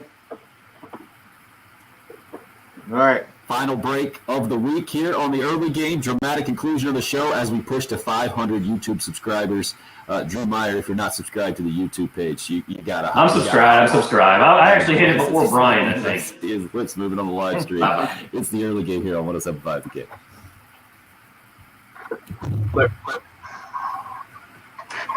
Thank you, fellas. Just kind of wrapped it up there because we won't have much time coming back. So I didn't want to say thank you real quick at the very end. Wanted to do it right there. Appreciate it, Drew. Thanks for hopping on, man. Made our job very easy. Yeah, no kidding. I'll give you a little Jeff Coat plug here at the end. I'll have just enough time to shove that in, and that'll be about it. Thank you, Tim. No, thanks for doing it, Brian. Made my job real easy this morning. Hey, let's do it again a little bit sooner rather than how we waited too long last time. Yeah, no doubt, man. And if you're good with sitting in like this, love to have you guys on as much as you want to do it. Sounds good to me, man. All right, brother. All right, guys. Thanks. Sounds good. Let me know. Thanks, Drew. Appreciate it, Thank you. Yes, sir. Good weekend.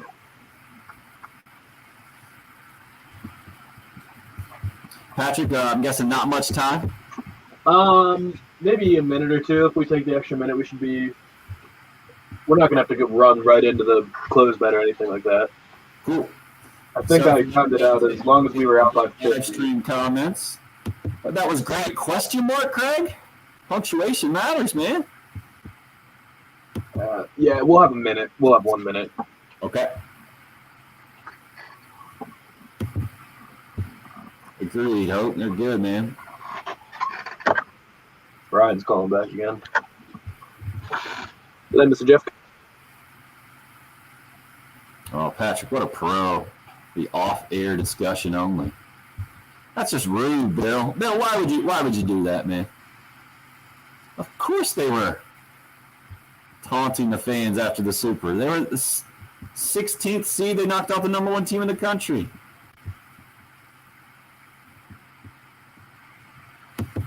See, that's a much better Bill M. comment. And Alan was going to try to slide that one in there. I think College Park and Pro Parks are overrated. They're baseball parks. Every park's a little different, right? Maybe you try to elevate a little bit more if you're a right-handed guy or if you're a lefty going the other way at Ford Field because you got the short porch there with the monster. But I don't think you can change your mentality in hitting very much park to park. I think that gets a little – maybe the big leaguers do it a little bit, but I think it's more of a tweak than a different mentality, I would think. Out of girl, Hope just ate away. Yeah, Craig, nice work. Ty, I see what he's doing there. Everything all right with Jeff Goat there, Patrick? What's that? Everything all right with Jeff Goat there off the air? Yeah, he had a song request for us to do with the closing bed. Oh, nice. I'm pulling it up right now. And all right, Craig, I had no idea you were blowing glass. I'll cut you a little slack. Fair enough. I can't think of another example where you need more slack. Maybe like Rooster P driving the 18-wheeler or some of you out there.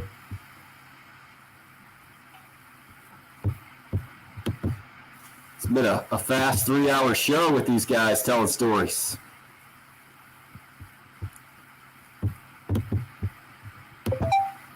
Now, can we get the 8 more is the question. 8 more YouTube subscribers at 107.5 The Game on YouTube. We need a goofy hype video for the YouTube channel, but Justin King quality. Maybe a work armor video instead of battle armor. Kidding, that's a great example. That's a great idea. Work armor instead of battle armor. I do have a kind of a goofy little montage of our first week of shows there. You telling me that's not Justin King quality? I can agree with you. 50. No offense taken. Minute and a half times what we'll have. Perfect. We'll be back in 10 seconds. Yeah. 10 seconds coming back. What a pro.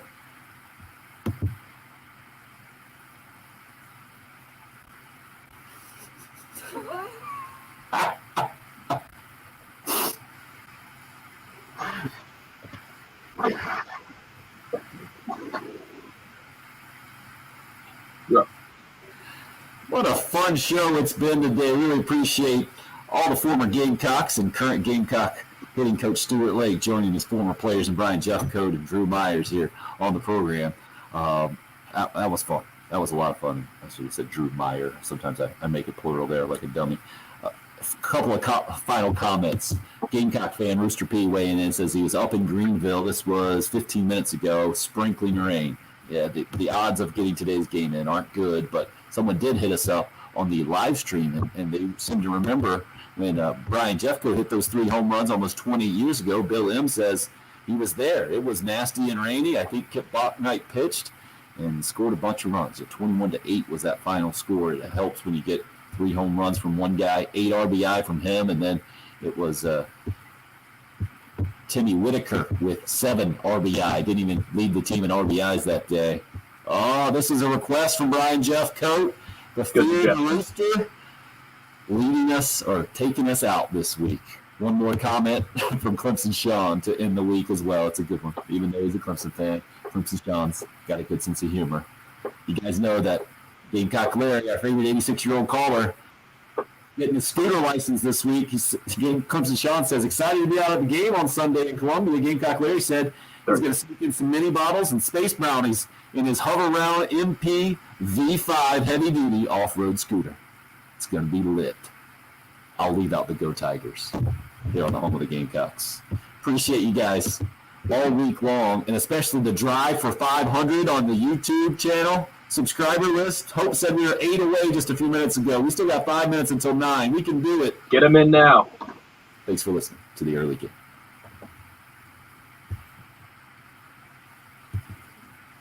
Clear. Oh, Patrick, you nailed it. Nice work. Nice work on the producing. So button pushing excellence. All right. I hope that was. I hope the live stream listeners could hear Stuart Lake, because for the Inside Baseball, when my mic is on, the overhead speaker, this thing is off. So when Tim, Brian, and Drew were talking, I just kept my mic on and turned the volume down. And then every time Stuart was talking, I had to turn it off and pull it up so that the one guy who wasn't in the live stream could be heard. Hopefully it came out okay. Impressive. Craig, you do the same, sir. Good luck with blowing that glass. Ty, thanks for the heads up there. Yeah, we know. Expect heavy rains periodically. Yeah, maybe they'll just stay away from Doug Kingsmore, or they'll hit the tarp just right and they'll be able to get it in. Hope, excellent work this week. We owe you big time, Hope. 494 at last check. We hope you have a great weekend as well. Well done. Jason confirms they could hear Stuart. I think we would have heard some complaints otherwise, Patrick. I think so too. You guys are excellent there. There we go. Alan G taking a Clemson shot. Sonny, love the song. Ruth giving you words of encouragement. 495. Colby says, well done. We can do it here. We'll stay with you the final 3 minutes to see if it happens. If not, maybe I can create 5 extra YouTube or email account. I'll make a couple burners. Nice. Really appreciate all the participation this morning. A little extra, I felt like. What'd you think? 3 away now. Hope's counting it down. The celebration. It's not a Miller Lite celebration today from Patrick in the studio. At least I don't think it is. No, I got to stay up. I can't go to sleep. I got to stay up for the next 3 hours. See if I can buy one of these back. NBA Top Shot watch is on.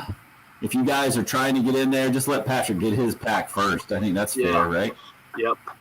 I know some of you are on that train. 3 away from 500. Bill's going to be blown away. He's probably going to take it personally that we didn't get 500. Mike, what do you mean can you join the show? You're in the show, Mike. You're in the show if you're in the live stream, in the video chat here. Correct. You're not a nobody. You're definitely a somebody.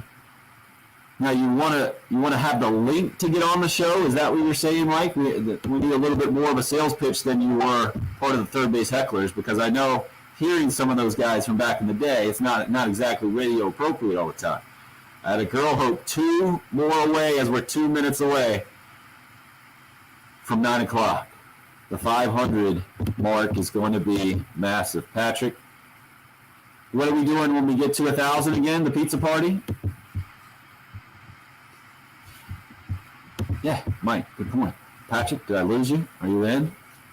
Oh, $4.99. Are you really making a burner account, Patrick? Or did you freeze on me? I think you froze on me. That usually happens right at 9 a.m.